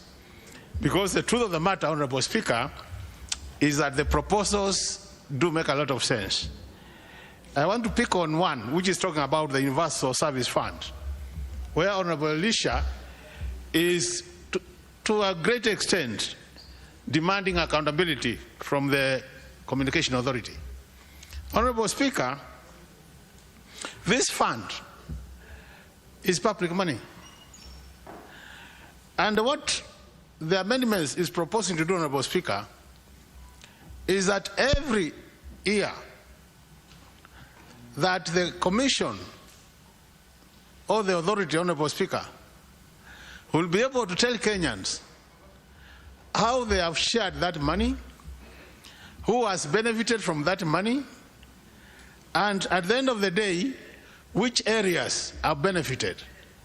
Honorable Speaker, this is important because as representatives of the people, we are always talking about our areas having no connectivity. And we have been pleading with the Communication Authority to provide the masks in our areas. But Honorable Speaker, you find these things, the way they are shared, nobody understands. And to me, this is the most important amendment to that act, that we must be told as representatives of the people, Honorable Speaker, how this money is being used. Because Kenyans are putting money into that fund, and this is public money. We should be shared, considering issues of equity, fairness, and also issues of marginalization. Because I do believe most of our areas are marginalized in terms of communication matters. And it is important, Honorable Speaker, that this accountability for me is very important. And I must thank Honorable Elisha for making sure that this becomes law. The other matter, Honorable Speaker, is the matter of these money lending platforms. You know, despite what the chair is saying, the truth of the matter, Honorable Speaker, is this animal called Fuliza is a big animal in this country. Honorable Speaker, many times I get a call from my constituency, and what they want me to send money for burial when somebody has passed on.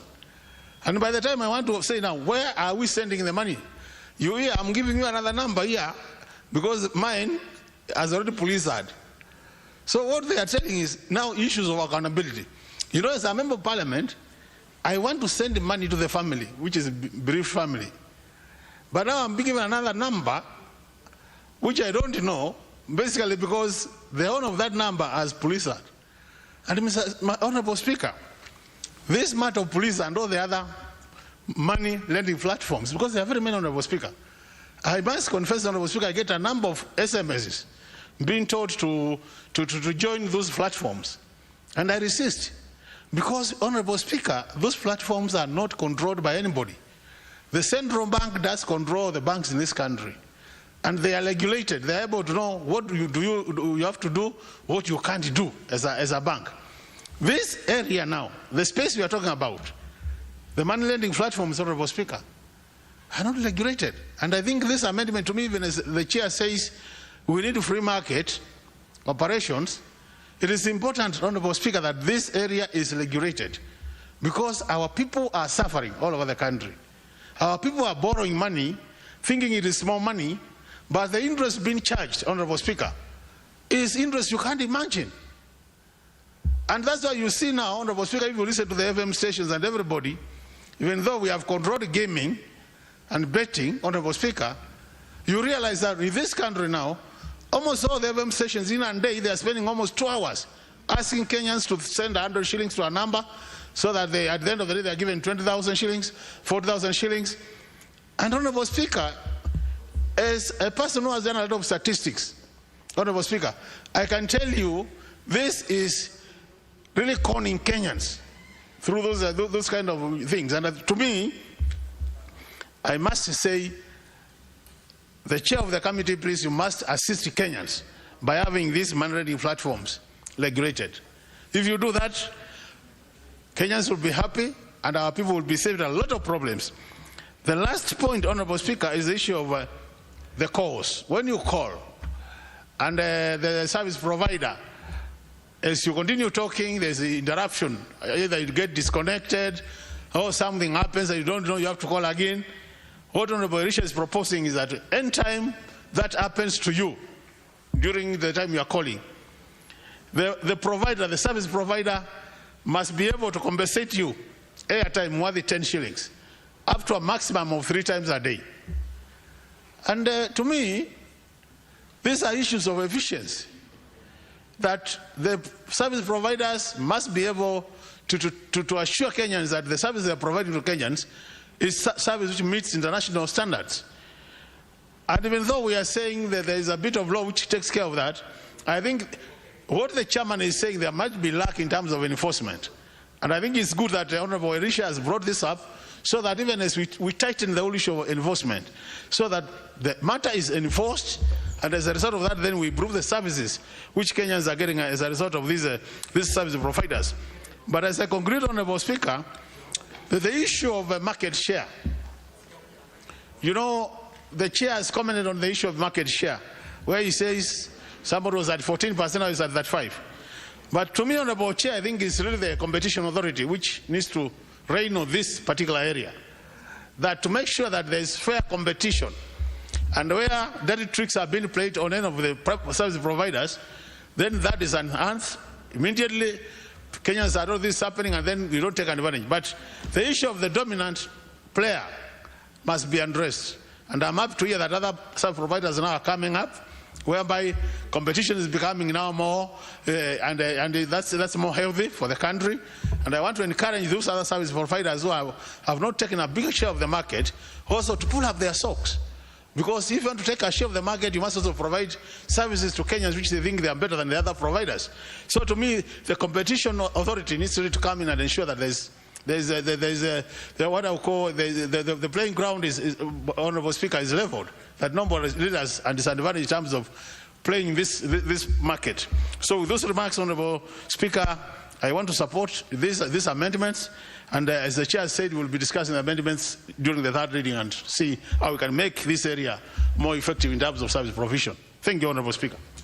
Honourable Murugara, Gitonga. Thank you.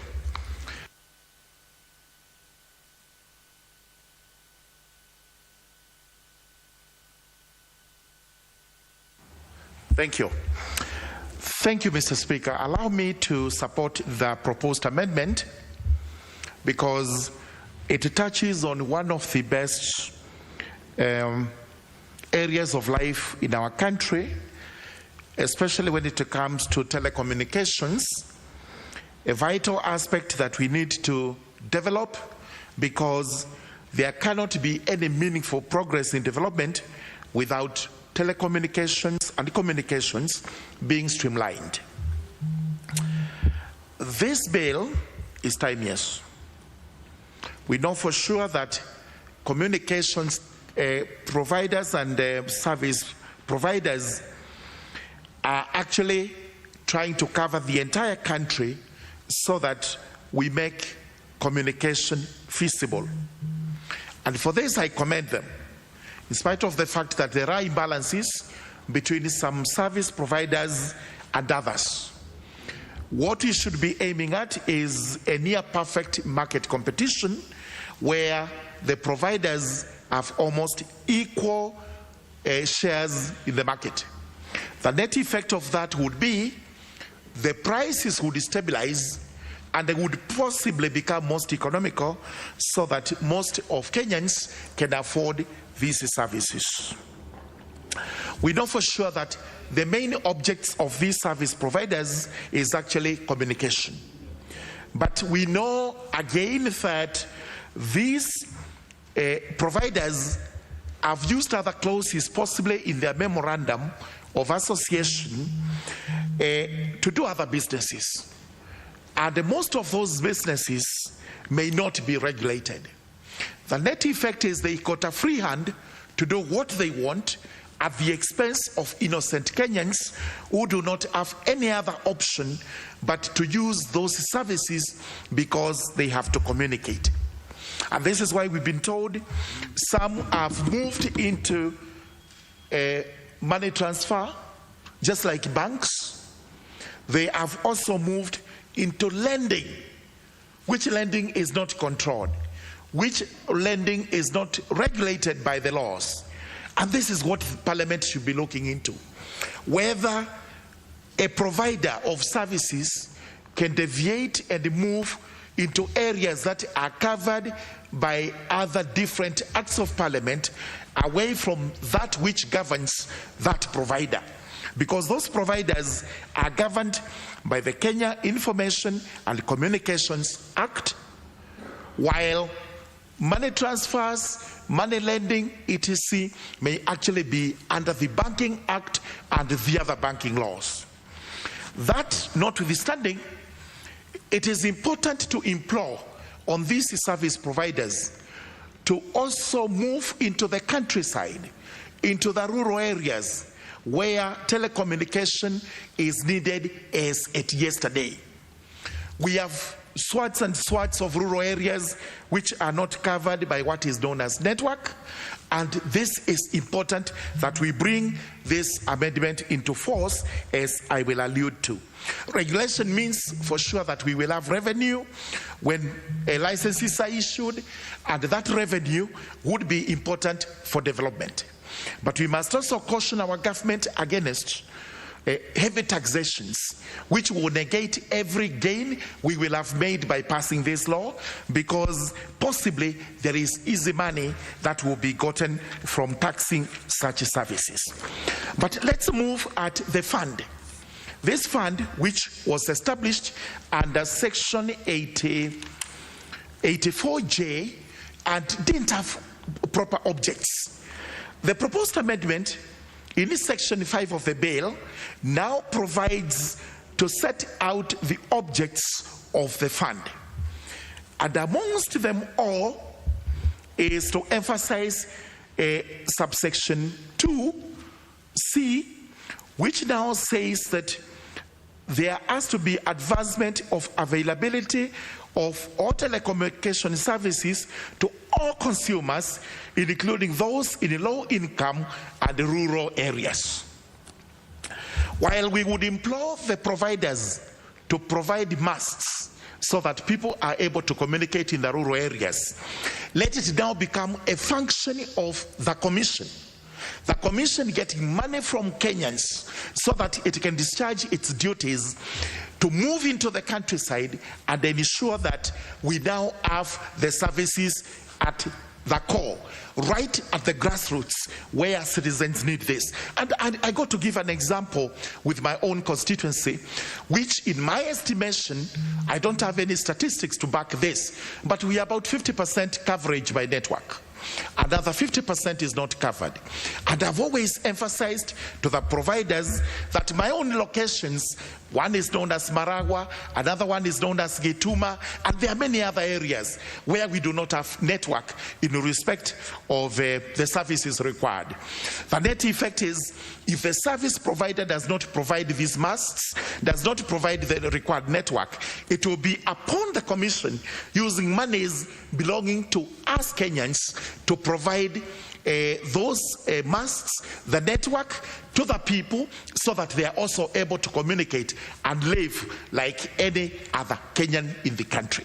These are timeless proposals that have been made. I agree that there will be need for further amendments, which we will all look into when it comes to the committee stage, but I urge the House we support the proposed bill. Thank you, Mr. Speaker. Honorable Miri Odhiambo. That member is absent. Honorable Sotsi. Thank you, Mr. Speaker, for the opportunity also to comment on this bill. Mr. Speaker, this bill wants to amend the Kenya Information and Communication Act, the popularly known as the KICA bill, by recommending three things. One is the split of telecommunication into separate business entities. Secondly, the issue of penalties for mobile call drops. And thirdly, the utilization of the universal fund. Mr. Speaker, I would like to look at these three issues very objectively and make my very objective comment. But one thing I would want to say is that Honorable Elisha Odhiambo, who is my good friend, his sentiments in this bill really reflects the thinking of many people outside there. But then what we must interrogate is how viable are those proposals. I'll start by commenting on the first one, which is the split of telecos into separate entities. Mr. Speaker, as has been said by the chairman of the committee, the provisions, especially on clause 25A, is contrary to the provisions of the Company Act, which actually allow the company to engage in lawful businesses. And you know, companies are required to have memorandums where they define what they are supposed to do. You can say there you'll be selling mandazis, you'll be constructing roads, whatever you want, you can say there. So really, these provisions wants to limit the services of these telecos to particular services. The second aspect is from an IT point of view, and Mr. Speaker, I'm privileged to be an expert in this area. I want to disagree with this concept of splitting telecos into several entities, because the world is going towards what we call ICT convergence, where ICT systems are becoming more integrated, more converged, and even now we have a concept called the Internet of Things, where you seek to connect as many IT services and devices so that they can give you as many services as possible. So when we seek now to say that we want to split telecoms maybe into money services, voice services, and data services, we'll be creating for ourselves a big problem. And I think that's against the whole spirit of innovation, which we are seeking to promote as a country. If you look at our digital economy policy that I saw the other day, it is talking about empowering IT setups to be the drivers of the economy. And as you know, Mr. Speaker, in fact, IT is no longer a service. IT is a product. IT is the bank. IT is the school.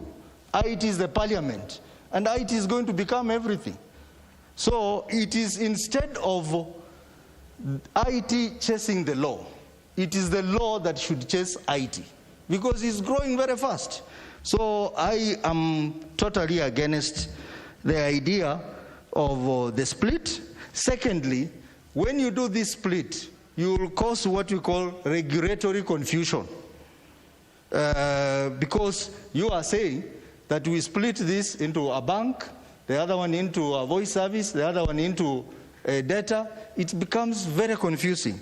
So, and you know that from experience, differential licensing has been tried elsewhere. Among the telcos in India, it has failed. So why do we want to experiment on issues that have failed elsewhere? Mr. Speaker, also, in the current best practice in ICT is what we call ICT service management, where you look at ICT as a service right from the inception. There are actually 5 stages of IT service development. It starts from the design up to service operation. And when you are conceptualizing a service, an IT service, in the modern scheme of things, you think widely. You think about how many other services can ride on this main service. For example, when Safaricom started, they started as a voice service. But with the time, they discovered that they could do data, they could do money, mobile money services, and it was more expensive because it meant every time they were creating a new service, they were upgrading their systems, they were overhauling the system. But had they designed it from the word go with all the services in mind, it would have been cheaper.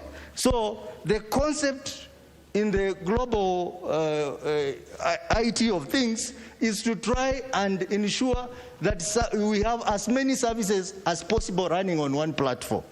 But now if we do legislate in this manner, we will be killing that kind of innovation. Mr. Speaker, I agree that all this has been made necessary because of the pressure Kenyans are feeling. But we must understand where the problem is. The problem we are having in our telecommunication industry is regulation. Communication Authority and the Central Bank of Kenya are not doing their work. If they do their work well, and even Competition Authority, Honorable Elisha, my good friend, will not come with this amendment. But it is because these people are sleeping on the job. Order, Honorable Osotsi, there is a point of order from Honorable Guna. What is it, Honorable Guna? Mr. Speaker, I raise on point of order. I want to seek this clarification from Honorable Osotsi. Order, Honorable Guna. Is he supporting the bill or is he opposing it? No, Honorable Mr. Speaker, from the onset, he has been saying he is supporting the bill, but he is opposing a lot of issues on the bill. So, Honorable Guna, you know, I can't locate your issue, whether it is a point of order, whether it is a point of information, whether it is a point of argument, in which, if it is argument, you shall get a chance. In which it is information, you need to seek information for you to give information to Honorable Osotsi. If it is a point of order, you look like you want clarification. If Honorable Osotsi has a right to go on a tangent, as long as he is within the bill, I'm sure you are trying to clarify whether he is supporting or not. He will probably tell you at the end. Thank you, Mr. Speaker, for protecting me. Honorable member, you know, he's my good friend. We sit in the same committee of implementation. And I think he was just trying to catch my eye. Mr. Speaker, I was saying the problem we're having is regulation. And I think communication authority is not doing their job. We have a serious problem. Because if they were doing their job, they would, first of all, do the right things. We have so many regulations that they have come up with, but they have not been able to implement those regulations. I sit in the committee of ICT. We took time to come up with a report identifying the regulatory and the legislative gaps in telecommunication industry. And we have made a recommendation. To date, the Communication Authority has done nothing on it. So I think this is one thing that the implementation committee will pick up to ensure that those resolutions that were passed are done. Lastly, Mr. Speaker, is on the issue of call drops. Basically, this issue should be an issue of quality of service regulations, should be implemented by CA. And lastly, on the issue of USF, Mr. Speaker, if you can add me 1 minute. USF is another major challenge, Mr. Speaker, which falls under CA. CA is the manager of all this. I want to agree with Honorable Elisha on this, that we need a way of knowing how much this money is shared. Recently, we had a tender that was issued, about 1.57 billion tender. And you look at the companies, some of the companies that were awarded this tender are not even licensees in telecommunication sector. Honorable Sosi, Honorable Sosi, your time is gone. So, Mr. Speaker, I support, but with amendment. Very well. Honorable Olesan Kok, David. Thank you very much, Honorable Speaker, for giving me this opportunity so that I can support this very important bill brought by Honorable Elisha Ocheng from GEM. And Honorable Speaker, for me, from the status, when I came to this House, I thought the people of GEM had made a wrong choice by voting out Honorable Jacob Mediu, but only to realize that Honorable Elisha, the people of GEM made a very right decision to bring a very intelligent, progressive leader to this House that will now change the perception of telecommunication in this country. The people of GEM did the right choice. Honorable Speaker, this one will go a long way to assist this country and to assist innocent Kenyans who have been siphoned and have been fleeced poor by telecommunication companies that have political protections that are, Honorable Speaker, monopoly and guard monopoly into the market using political patronage, Honorable Speaker. Honorable Speaker, I talk of this monopoly with a lot of passion because my first SIM card, Honorable Speaker, when I bought it, it was like purchasing land, Honorable Speaker. I had to produce the name of my chief, my ID, my spouse, next of kin, Honorable Speaker. And if you remember, that SIM card was being enclosed in a kind of container that looked like that container that of shoe shining, but is a wider one, Honorable Speaker. Honorable Speaker, because of monopoly, when I bought that SIM card, Honorable Speaker, and it was from Safaricom, it used to charge me 56 shillings per minute. Nothing have changed, but because players have come into the market, we are now being charged 3 shillings per minute. Honorable Speaker, but because of their large appetite for bigger and mega profits, Honorable Speaker, because of their large appetite in fleecing the common mwananchi, Honorable Speaker, they cunningly develop other ways using some probably loopholes in our laws to come up with a banking system that is not regulated, a banking system, Honorable Speaker, of fleecing innocent Kenyans. Honorable Speaker, M-Pesa, Fuliza, M-Shwari, and other lending things, Honorable Speaker. What is it, Honorable Kisang?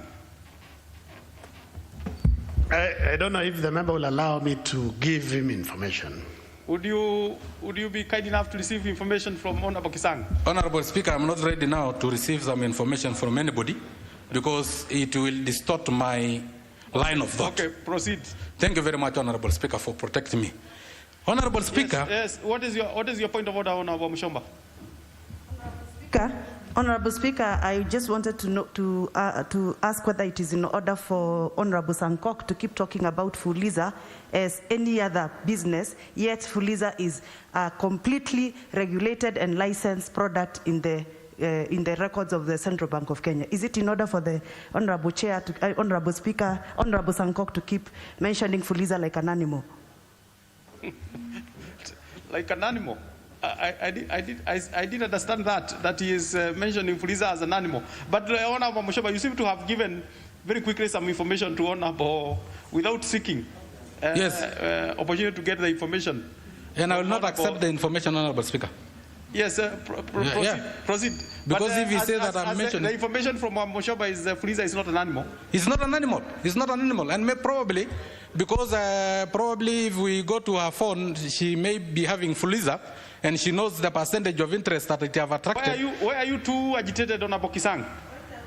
No. I wanted to raise on a point of order, Mr. Speaker. What is out of order? Is it in order for the member to say, to impute that an organization or a company is fleecing Kenyans, while we know basically M-Pesa, M-Shwari, and Fuliza, these are legal businesses and they are regulated by the central bank. So basically it's misleading the nation that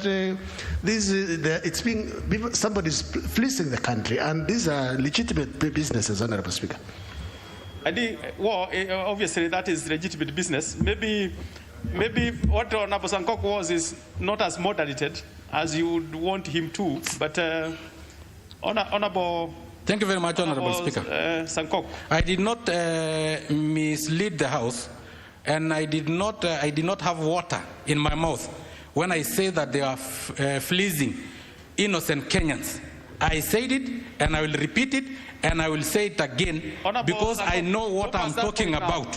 And Honorable Speaker, I can do calculation on how much interest is being charged on every borrowing by innocent Kenyans, translating to a percentage that is not regulated and the percentage that is not passed by this House, that because I remember there is laws that we put in place that at least the money lending activity in Kenya should have a maximum and a caveat of the amount and the percentage that it will be charging, Honorable Speaker.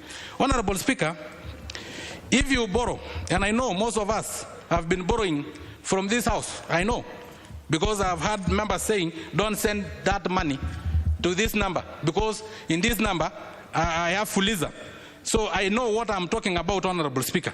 Honorable Speaker, the percentage that is being charged by this institution, which is monopolizing 70% of telecommunication services in Kenya, is exorbitant, Honorable Speaker.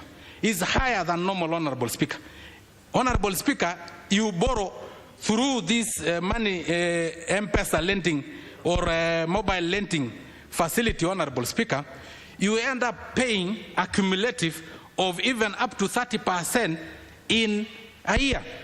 If that is what members call it is legal business, then I will call it legal way of conning Kenyans, Honorable Speaker. Honorable Speaker, because if you have to lend money, Honorable Speaker, and Honorable Speaker, protect me from Honorable Mushomba.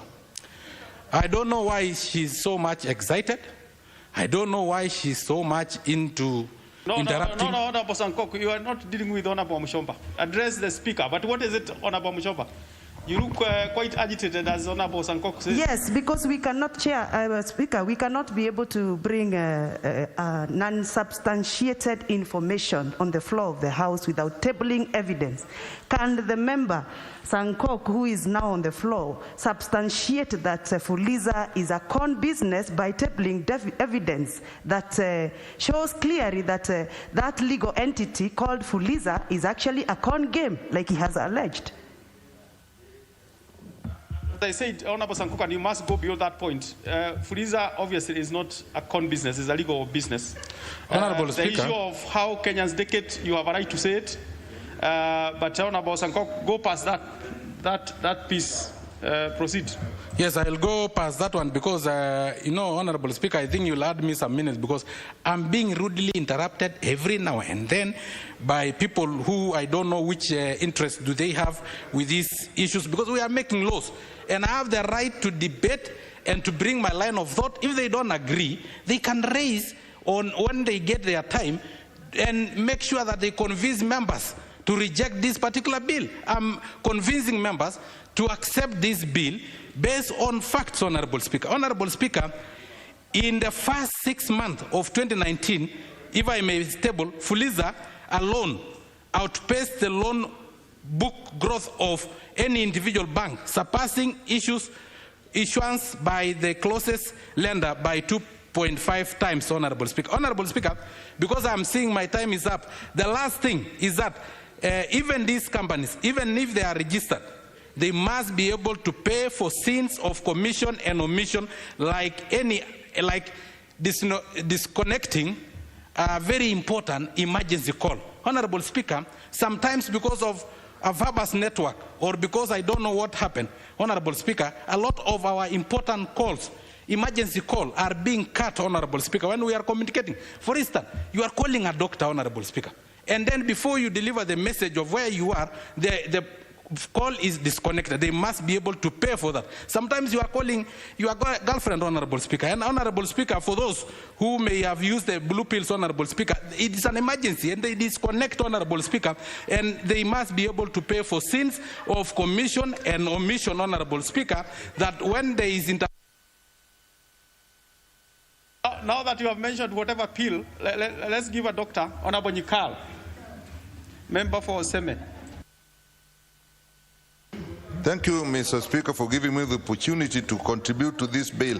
Mr. Speaker, I rise to support this bill. Mr. Speaker, the bill that seeks to amend the Kicker Act actually carries on the sentiments of many people.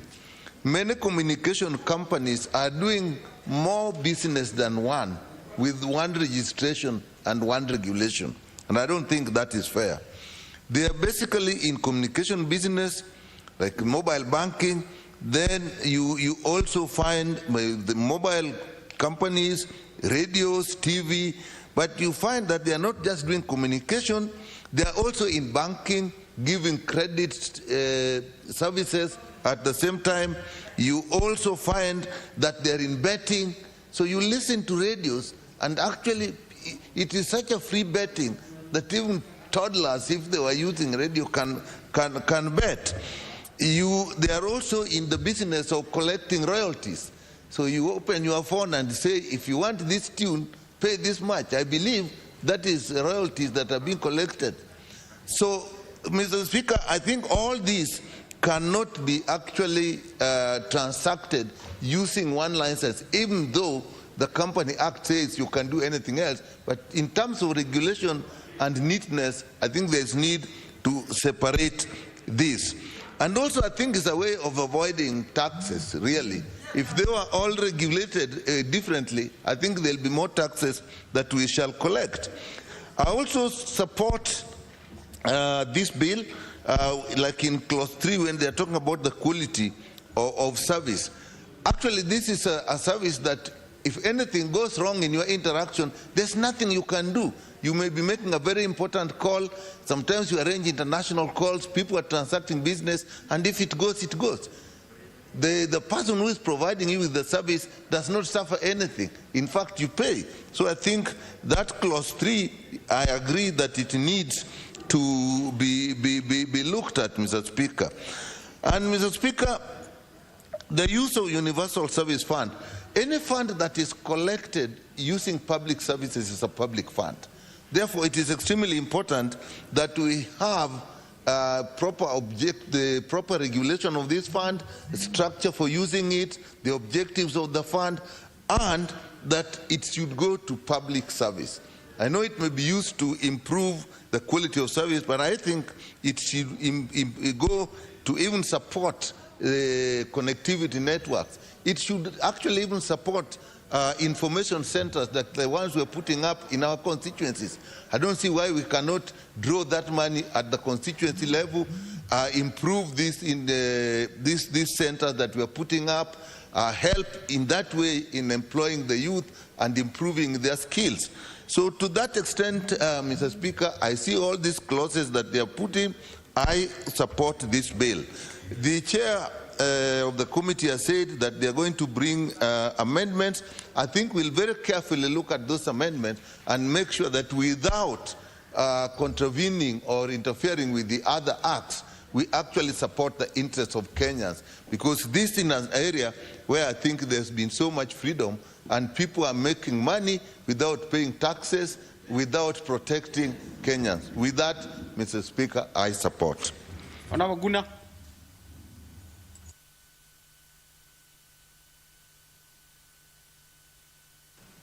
Thank you, Mr. Speaker, for the opportunity given to me. Mr. Speaker, from the onset, let me support the honorable member and actually congratulate him for bringing such a timely bill for deliberation in this House. Mr. Speaker, one of the key issues we have to note here, telecommunication is almost everything. It is an enabler of everything we do on a daily basis. Mr. Speaker, without much doing a lot of justification on this, telecommunication saves time and cost when it comes to doing the business. It is also the best method of offering the immediate feedback when we raise up some issues, when we are transacting the issues. Mr. Speaker, the bill seeks just to amend three things here. The issue number one, separation, or rather splitting of telecommunication businesses from other businesses. And it is so clear, this issue of splitting the business was done in idiom before, and they never succeeded. So, Mr. Speaker, on this issue, I would like to partially support the committee so that they can sit down and discuss on how we can agree the fellow member of parliament on how we can actually do away with this. But this one I am not supporting, Mr. Speaker. Mr. Speaker, the other issue is the issues of controls. Every time we make calls, every time actually we do, especially this happens in our country, where there are poor people, where there is poor network coverage, there's always controls. You cannot transact your things more than an hour without an interruption from a call, or rather an interruption from the service provider. Mr. Speaker, this bill is seeking actually for a refund of 10 shillings per every call disrupted by the service provider. And I think it will go away in cushioning our poor customers from actually losing a lot of revenue. Imagine losing a communication on a business, or rather on a very critical time, and then you do a lot of stuff, or rather you lose the communication actually, and you lose the connection completely. Mr. Speaker, I think I'm going to support this on that amendment, and the penalty is actually reasonable for the service provider. Mr. Speaker, the other issue is the universal fund. Universal fund. I know few people, very few Kenyans actually knows whether this fund exists. But we never even know, even as members of parliament, we never even know how it is usually shared. The issue here we need to do is fairness, justification, and promptness of delivering these funds to the Kenyans people. I know if we do so, we are going to increase the connectivity across our country. Mr. Speaker, it is regrettable. Last time I traveled to Marsabit, some of these areas, they don't even have network. You have to go off completely. You can't communicate. You cannot do anything. That means you cannot even do any business. Mr. Speaker, if at all we can emphasize, and also the Commission actually can ensure that each and every part of this country is actually accessible through issuing of more masks to these areas which are already marginalized. This bill is going to help a lot, and this fund is actually going to help Kenyans. We would like to communicate as Kenyans in all the villages, regardless of where the boundaries are, regardless of where they are, and I would like to support this bill. Regularization, Mr. Speaker, means revenue to our nation. So if at all we are going to institute this, it means most of the telecommunication companies actually are going to have what we call accountability of the revenue they are getting. One of the key members here questioned about the Fuliza. Mr. Speaker, I just want to give the member the information that Fuliza is a fully licensed business. But, Mr. Speaker, the number of times actually you can Fuliza 11 times a day or 10 times a day, but still the money will get deducted immediately you do. So most of the time Fuliza doesn't make business sense, and I think we need to look at that. Fuliza, if actually you are doing it, let it be given some time for repayment, not instant repayment. So it doesn't make sense sometimes to borrow this money. With those few remarks, Mr. Speaker, I support this bill, but with an amendment on the splitting of the business. Thank you, Mr. Speaker. Honorable Gadoni. Thank you, Mr. Speaker. I rise to support the bill, but with caution on a few issues that I have listened to the members contributing into this House. First of all, I want to appreciate that if there is a country in Africa, and indeed in East Africa, that has gone on a positive note in terms of economic development because of the telecommunication development, it is Kenya. And we must appreciate that Kenya, through its innovations in the telecommunication industry, has been the big brother in the sector. And most of the other countries like Tanzania, Rwanda, have been looking up to us when it comes to the innovation lines in the telecommunication industry. And therefore, Mr. Speaker, when we bring a bill in the House targeting the telecommunication sector, we must be very careful so that we do not take a retrogressive direction when the sector has taken a progressive direction. Mr. Speaker, on this I would want to... Honorable Kadoni, there is a point of order by Honorable Sankok. What is it, Honorable Sankok? Honorable Speaker, the Honorable Member for Kiambu, Honorable Omshomba, is totally out of order because the bill and all of us are not against innovation. We are against innovative way of conning Kenyans. You Fuliza, 100 shillings, it is charged 30 bob or 5 bob. What is your point of order? 5 bob, if you Fuliza 10 times, you have been given... So what is out of order is that she's saying that the bill is against innovation. We are not against innovation. The House is not against innovation. We protect innovation. Honorable Sankok, clearly you are stealing a movement to contribute the second time. Honorable Mushoba. Thank you, Speaker, for protecting me.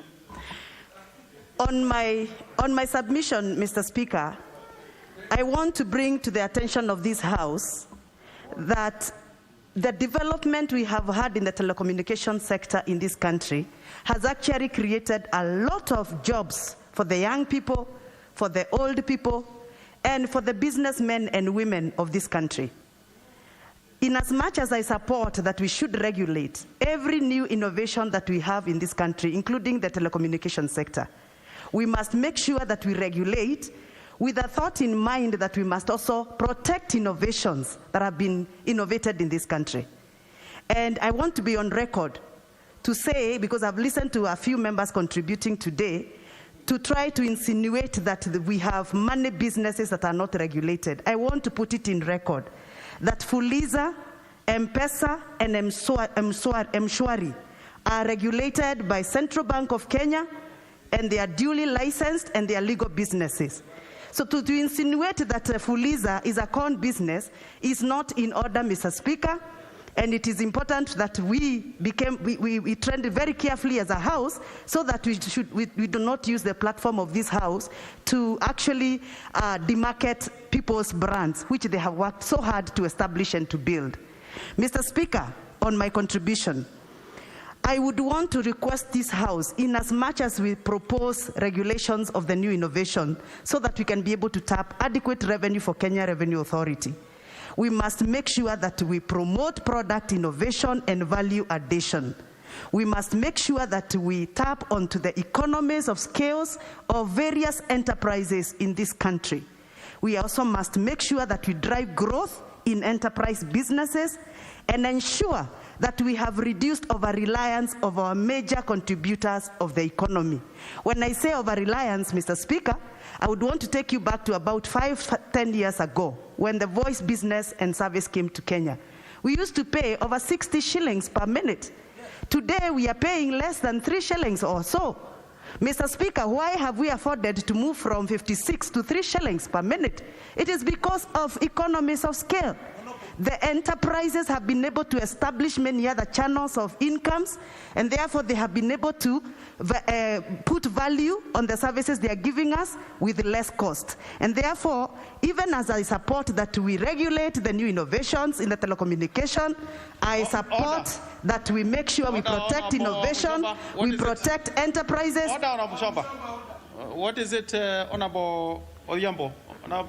You are not the Speaker. Mr. Speaker, point of information for the Honorable. Okay, Honorable Muchomba, do you want Honorable Muchomba, Honorable, don't mislead the House on the bill. Don't proceed, Honorable Elisha, because I see some excitement. You get, not accepted. Especially the excitement after meeting the chairman. Not accepted. Your information clearly is not accepted by Honorable. Thank you, Mr. Speaker. I have been in the telecommunication industry for the last 15 years, and therefore I don't need any other information from any member before I finish my submission. Thank you. And therefore, Mr. Speaker, I would want most sincerely for honoring our invitation to grace this important occasion for braving the traffic to get here. Your presence is important to us, Your Excellency, because it's good to share what is a proud moment for Kenya. And while some may take it for granted that the inoculation against COVID-19 is a state task and responsibility, it is also key to note and appreciate that Kenya is among the first countries on the continent to receive and commence COVID-19 vaccination program.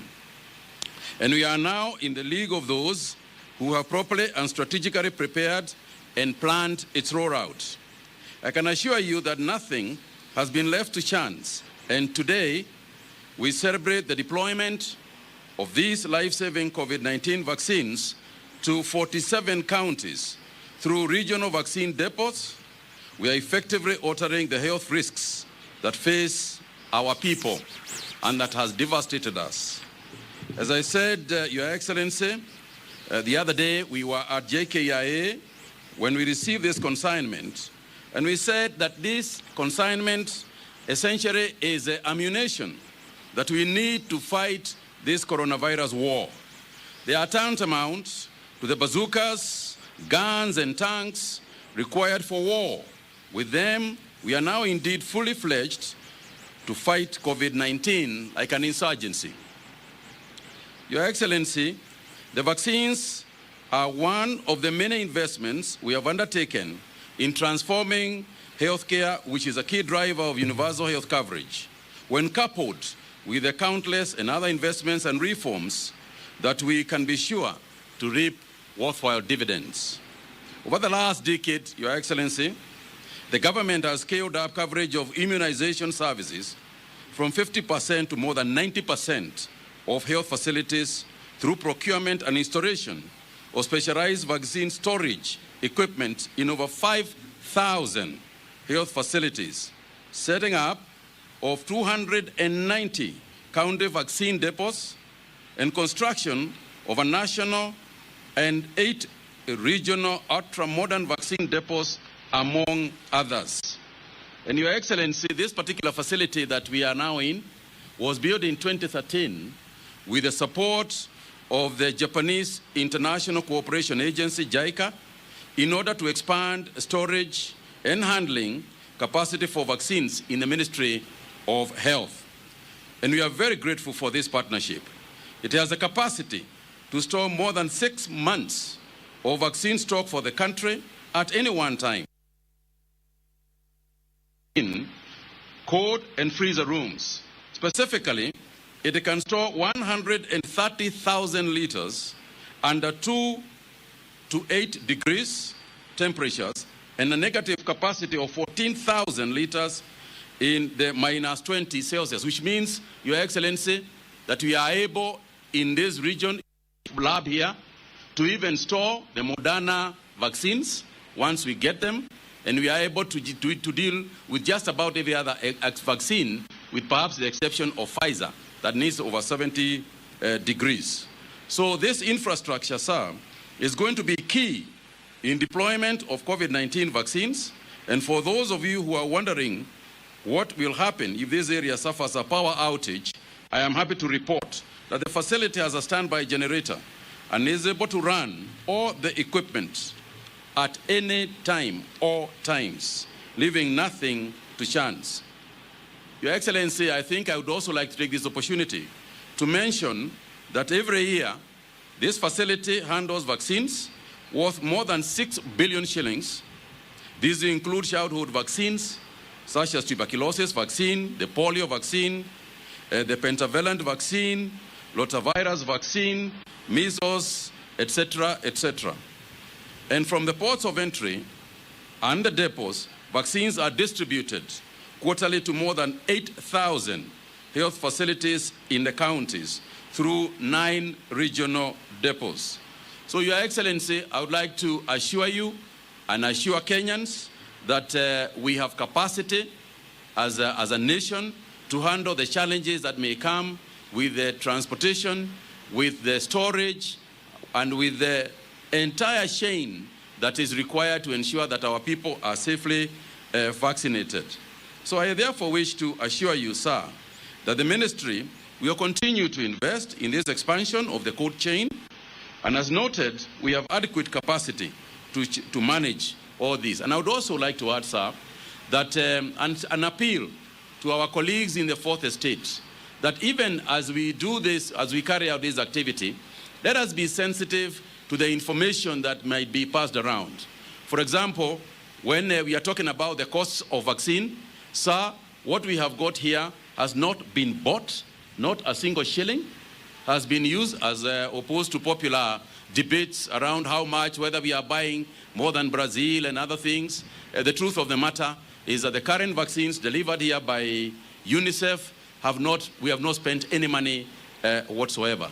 And with those very few remarks, sir, I just once again wish to thank you sincerely and invite you to please say something to our colleagues as well as the fourth estate. Thank you, sir.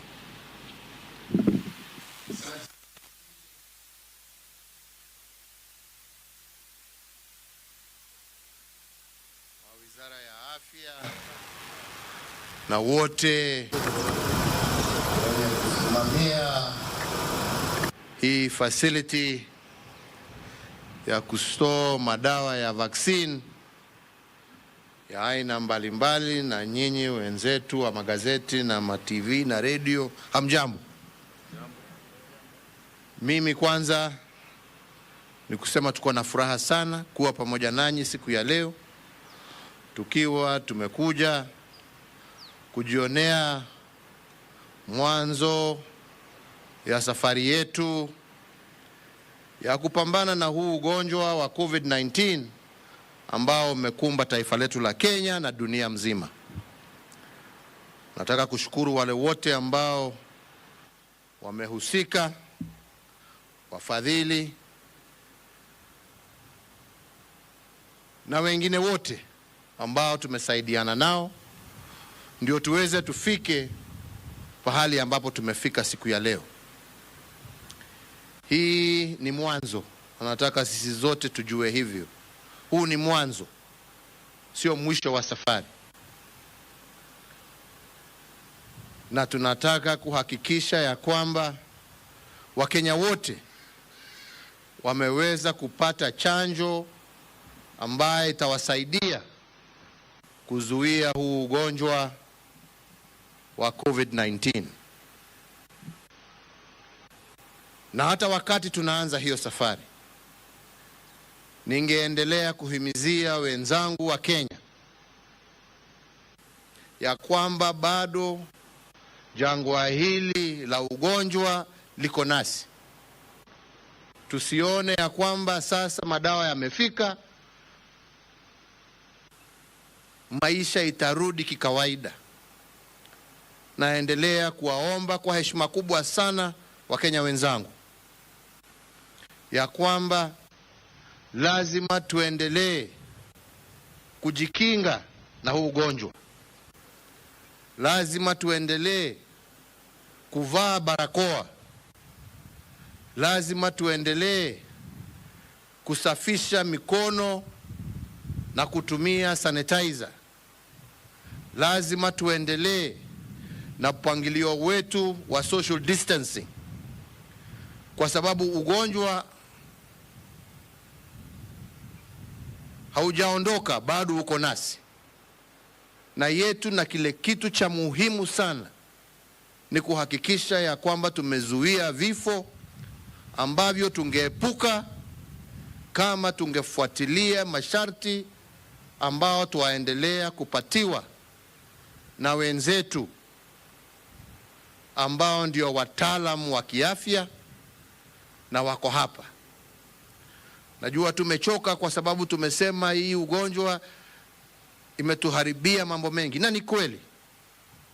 Lakini naendelea kuhimiza kwa wenzangu ya kwamba mambo haya mengine yote tuwaweza kurudisha, lakini maisha tukiyapoteza hatuna nguvu za kuyarudisha. Na ndipo jukumu letu sisi wote ni kuhakikisha ya kwamba tuendelee kusaidiana na kujipanga kuzuia huu ugonjwa usiendelee kuenea na kupoteza maisha ya wananchi wetu. Kuna mambo mengine ambaye tutaongea zaidi hivi karibuni. Tutawaita tena tuambie pahali ambapo tumefika na mikakati ile ingine ambaye serikali itaweka tukiendelea mbele. Lakini yangu ni kuwashukuru wale wote ambao wamehusika, kuwaambia tuendelee kusaidiana, na wakati tunaendelea na huu mpangilio wetu wa kuchanja wananchi, tuendelee pia kujiepuka na huu ugonjwa kwa kufuatilia masharti yale ambaye tunapewa na wataalamu wetu wa kiafya. So ladies and gentlemen, let me just say it's a great a pleasure and a great day of joy as we are here to see the launch of the distribution of this vaccine across our country to all the various regional centers, vaccine centers, and ultimately to the various health centers across the country in order to be able to facilitate our people to be injected with this vaccine as part of our process of combating and helping us defeat this deadly disease that has faced us, not just here in Kenya, but globally. To take this opportunity to also thank all our partners who have joined hands with us to help us execute this particular program, and to assure Kenyans that this program will be rolled out countrywide, and indeed our policy, and it has been clearly stated. And I would really appeal to our colleagues in the Fourth Estate to stop disseminating rumors and half-truths. We have met as a cabinet, and we have made it very clear that the policy of my administration is that the first persons to be administered with this vaccine shall be our frontline health workers. That is category number 1. Those will be immediately followed by our category number 2, which will be our police forces, our security forces, who also, due to the nature of their work, are also equally frontline workers. All emergency service providers will be in that category. Inclusive of them will be our teachers, because as you know, we have resumed learning, and our teachers are equally just as exposed. As we also move to those who have comorbidities and those above the age of 58, as we move to the rest of the population. So I would really plead with you to stop any kind of insinuation that may create dissatisfaction amongst your people. This is a time for us to come together and ensure that we are able to provide this much needed service, this much needed vaccine to our people. And we will walk that journey with you.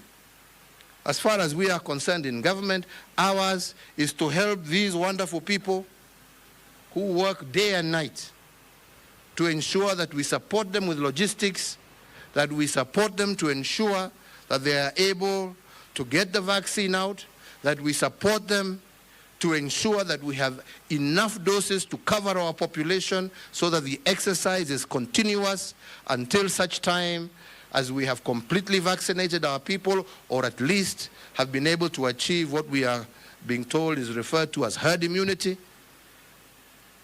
But it will be their responsibility. They are the experts. They are the ones who will guide us. And if you have any questions outside of policy, which I have just detailed out to you of how this vaccine will be rolled out, that is policy. With regard to the execution and how it will be done, ask the professionals, ask the technicians, because it is in their hands. They are the ones who will be in a position to guide and to tell you how many doses have been distributed to what part of the country, how many people have been vaccinated, how many health workers have been vaccinated, how many policemen and security men have been vaccinated, firemen, all these frontline workers, how many teachers, and so on and so forth.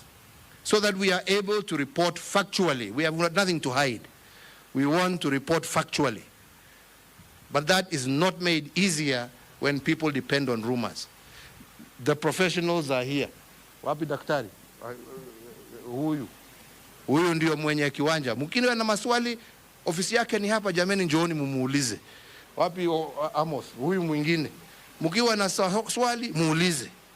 Sisi mutuulize policy. Na policy I have just detailed out to you the policy that we are planned to utilize.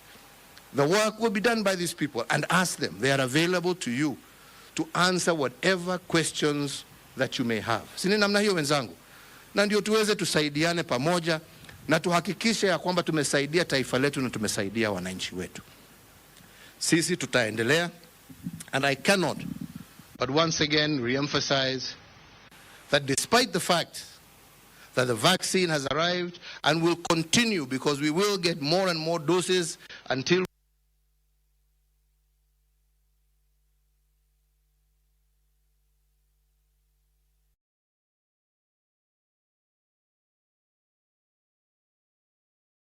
been given experts.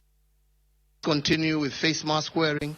We must continue with hand washing and sanitizing. We must continue with social distancing, because ultimately these are the factors that shall ensure that we are able to combat and defeat this deadly virus that has infected the globe and that has resulted in a huge social as well as economic crisis that is global. So let us continue to work together and partner together, while I once again say thank you very much to all those who are been concerned with this particular process, and once again also to thank all Kenyans, wherever they may be, for the manner in which we have worked together hand in hand to be able to ensure that the level of death and the level of loss of life and illness has been maintained. We have had it, yes, but it could have been much worse had it not been for the manner in which our population, our health experts, and everybody have worked hand in hand in order for us to ensure that we have minimized the impact of this virus as we steadily and slowly move towards the reopening of our society, our economy, and to get back to as normal as we possibly can, building back better for a better, brighter future for all of us. I will answer 3 questions and only 3. All right, you're there?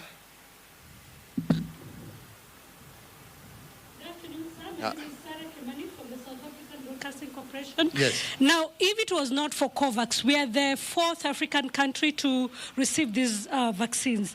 If it was not for COVAX, we probably would have had to wait a little longer. What is your message to the international community in regards to vaccine nationalism and in regards to how other countries are prioritized in terms of getting these vaccines? I have 3 points to say on that. The first is that vaccine nationalism is something that we should all abhor. We are very clear, and I think if you ask any expert, there is no single country that will be able to be safe unless all of us are safe. So we all have an obligation to ensure that this vaccine is made available as widely, as cheaply, and as quickly as possible to all citizens of the globe. Secondly, I also want to take this opportunity because last year, as the process of vaccine development was going on, we ourselves as an African Union,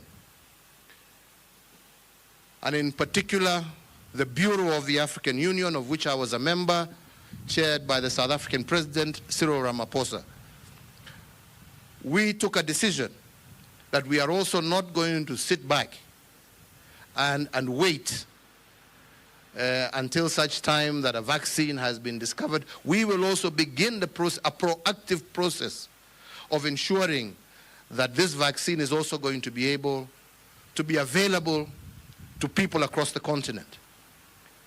And in fact, I am happy to say as a result of that initiative, we are standing here today barely a few weeks after the most developed countries and beginning our own process of vaccination, whereas previously we would probably have had to wait for years and years while the rest of the world was moving ahead. But this time round, because of the proactive nature that we adopted, because of working together as an African continent, we are barely weeks behind the rest of the world. And I think this is the spirit that we in Africa must continue to adopt until we overcome this disease, but even as we face other challenges as we move forward. And I also once again would like to say I am thanking all those partners who have supported not only Kenya, but the African continent in this particular process. All right, one on this side, and then I finish last one on that side. Za mchana, jina langu ni Kazo Gunga kutoka runinga ya Citizen. Pengine tu kuuliza, taifa letu ndio tumeanza kupeana chanjo, lakini ukiangalia taifa la Tanzania ambalo ni jirani yetu, hawajatilia mkazo sana masuala ya corona.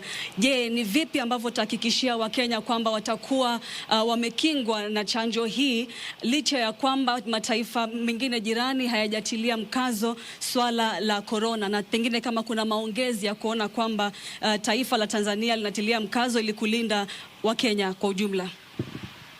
Mimi singependa kuongea juu ya vile nchi zingine zinajiandaa ama vile wamejipanga kupambana na huu ugonjwa. Nimesema nikijibu dada yetu kutoka South African Broadcasting ya kwamba tumeungana sisi kama muungano ya mataifa ya Afrika AU kuona vile tutasaidiana pamoja kupambana na huu ugonjwa, na tutaendelea hivyo, na tutaendelea kuhimizia wananchi wetu wa Kenya ya kwamba huu ugonjwa ni hatari na ni ugonjwa ambao unachukua maisha, na ombi letu ni ya kwamba wenzetu wote watafuata huo mwongozo. Kwa hivyo mimi sitaki kusema juu ya vile mwingine atafanya. Kila nchi iko na serikali yake na uongozi wake. Watawaambia nyinyi wenyewe mipangilio ile wako naye kuhusu nchi zao. Yangu ile nimetangaza leo ni ile mipangilio tuko naye kuhusu nchi yetu ya Kenya, na hiyo nimewaeleza na kusema ya kwamba tuko tayari kuendelea kufanya kazi na wenzetu wa Afrika na wenzetu wa dunia kuhakikisha ya kwamba sisi zote tumejiepuka na tumejikinga na tumejilinda na tumeondoa huu ugonjwa kati yetu. Last one. Good afternoon, Mr. President. My name is Eunice Omolo from NTV. Yeah. I have a question. Yeah. When are you and other leaders going to lead by example and get the jab? And then number two, you've said that the first batch, it didn't cost Kenya a thing. So do we have plans of purchasing extra vaccines in order to cater for the population? Let me start with your second one. Yes, of course, because the vaccines that are here are not enough. And I think, if I am not wrong, we are expecting another batch in? Yeah, at the end of April. End of March? Yeah, end of March, towards April.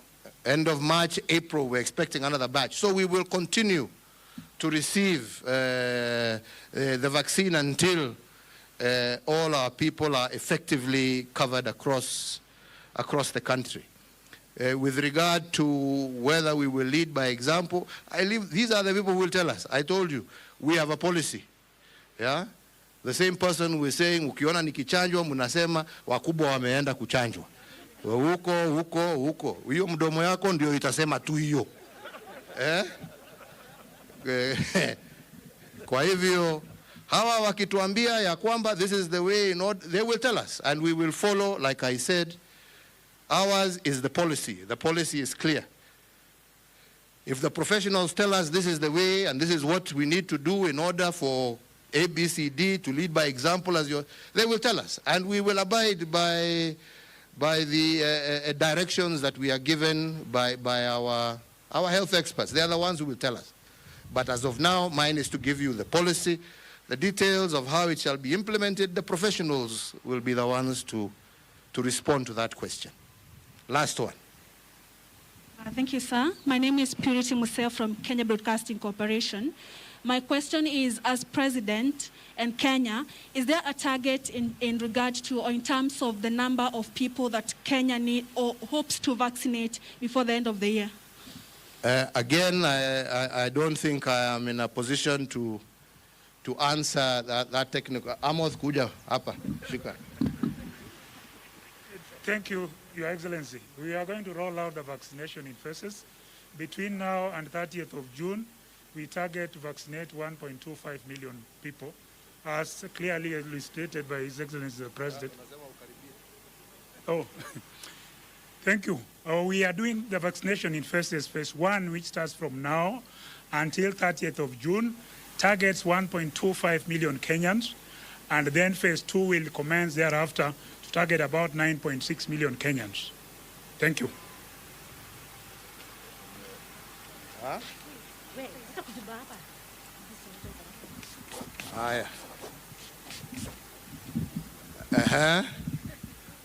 Si tumemaliza?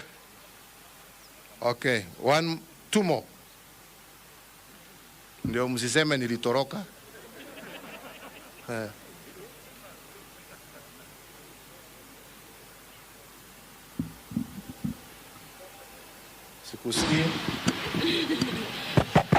Mr. President, good afternoon. Afternoon. My name is Ben Kirera from K24 Television, and my question is, even before Kenya was planning to, purchase the vaccines, we still had our very own process of developing our very own vaccine in Kilifi. I'd just like to know, just to confirm, how far are we with that particular development?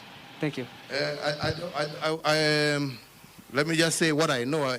We were partnering in terms of going through the what is it called, the clinical trials, and that is what we have been partnering with, and we will continue to partner with all international organizations towards that. And ultimately, as I said when I was meeting diplomats earlier, I was congratulating. It is not to say that hopefully our own scientists and researchers cannot also come up with something. We will continue to encourage our own local researchers and scientists to come up also with vaccines or new innovations that can help us combat this disease. But as of now, we will continue to partner with our international partners in terms of clinical trials and etc. to establish efficacy and other such issues. Last one. My name is Elizabeth Kivuva from Business Daily Nation. The information that you have received from Health Ministry is for the last category can receive their vaccine in 2023, which seems to be a long period of time. I just wanted to know whether there is a plan maybe to involve the private players in maybe shipping and maybe bringing in some vaccines. Again, you can answer that. Me, I can't.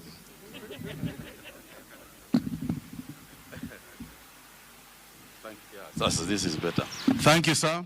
As you rightly said, Your Excellency, some of these discussions about how we are going to do it and the rollout thereof is also dependent on the supply chain and where and how quickly we can get the vaccines from the suppliers. Because let's not forget that the reason why we can't roll out everything immediately has also got something to do with the fact that we cannot get enough vaccines. So what we are doing at the ministry is planning to acquire as quickly as possible and going forward to see how soon we can go into the rest of the population. But at the extreme side, if you look at the plans, even places like Europe, there are those planning all the way up to 2023 and so on. So if we can get them faster, we will do it a lot faster than the predictions that have been made. And Your Excellency, among the people who are dealing with this issue is Dr. Willie Zakwale, who is the one who has been handling the whole chain of where we are getting and how we are moving and how we are going to vaccinate people and the entire safety of everything. And therefore, Your Excellency, there is a good plan. The fact that we have told you that it will take about 2 years simply means that that is what the supply chain is predicting. But of course, if we can do it faster, then we'll do it a lot faster. And then let's not also forget that once we have vaccinated the very vulnerable groups, then the rate of infections would essentially start dropping. And as we go on, for example, sir, we are also expecting some vaccines that will only be 1 dose instead of 2 doses. So the progress in the industry will also determine the speed at which we are able to execute this particular responsibility. Thank you very much. Nafikiri tumemalizia hapo. I said 3 and I've done more. I think it's fair. Just to once again, I thank all these wonderful people for their continued hard work and everything that they continue doing. I want to, again, through our partners, UNICEF, WHO, but particularly UNICEF, to reiterate that despite the fact that we are also we are going to continue with this battle against COVID, it will also not interrupt the great work that we are doing together in terms of our children vaccinations on various other diseases. That program will also continue side by this, and we continue to thank UNICEF, WHO, and all our other partners who continue to support us in this process of vaccination, not just for COVID, but also for other areas. Kwa hayo machache na mengi, nasema Mungu awabariki na Mungu awalinde. Asanteni sana.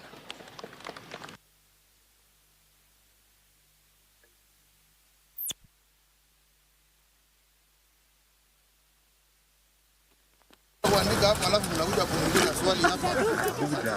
Unaenda kukanja.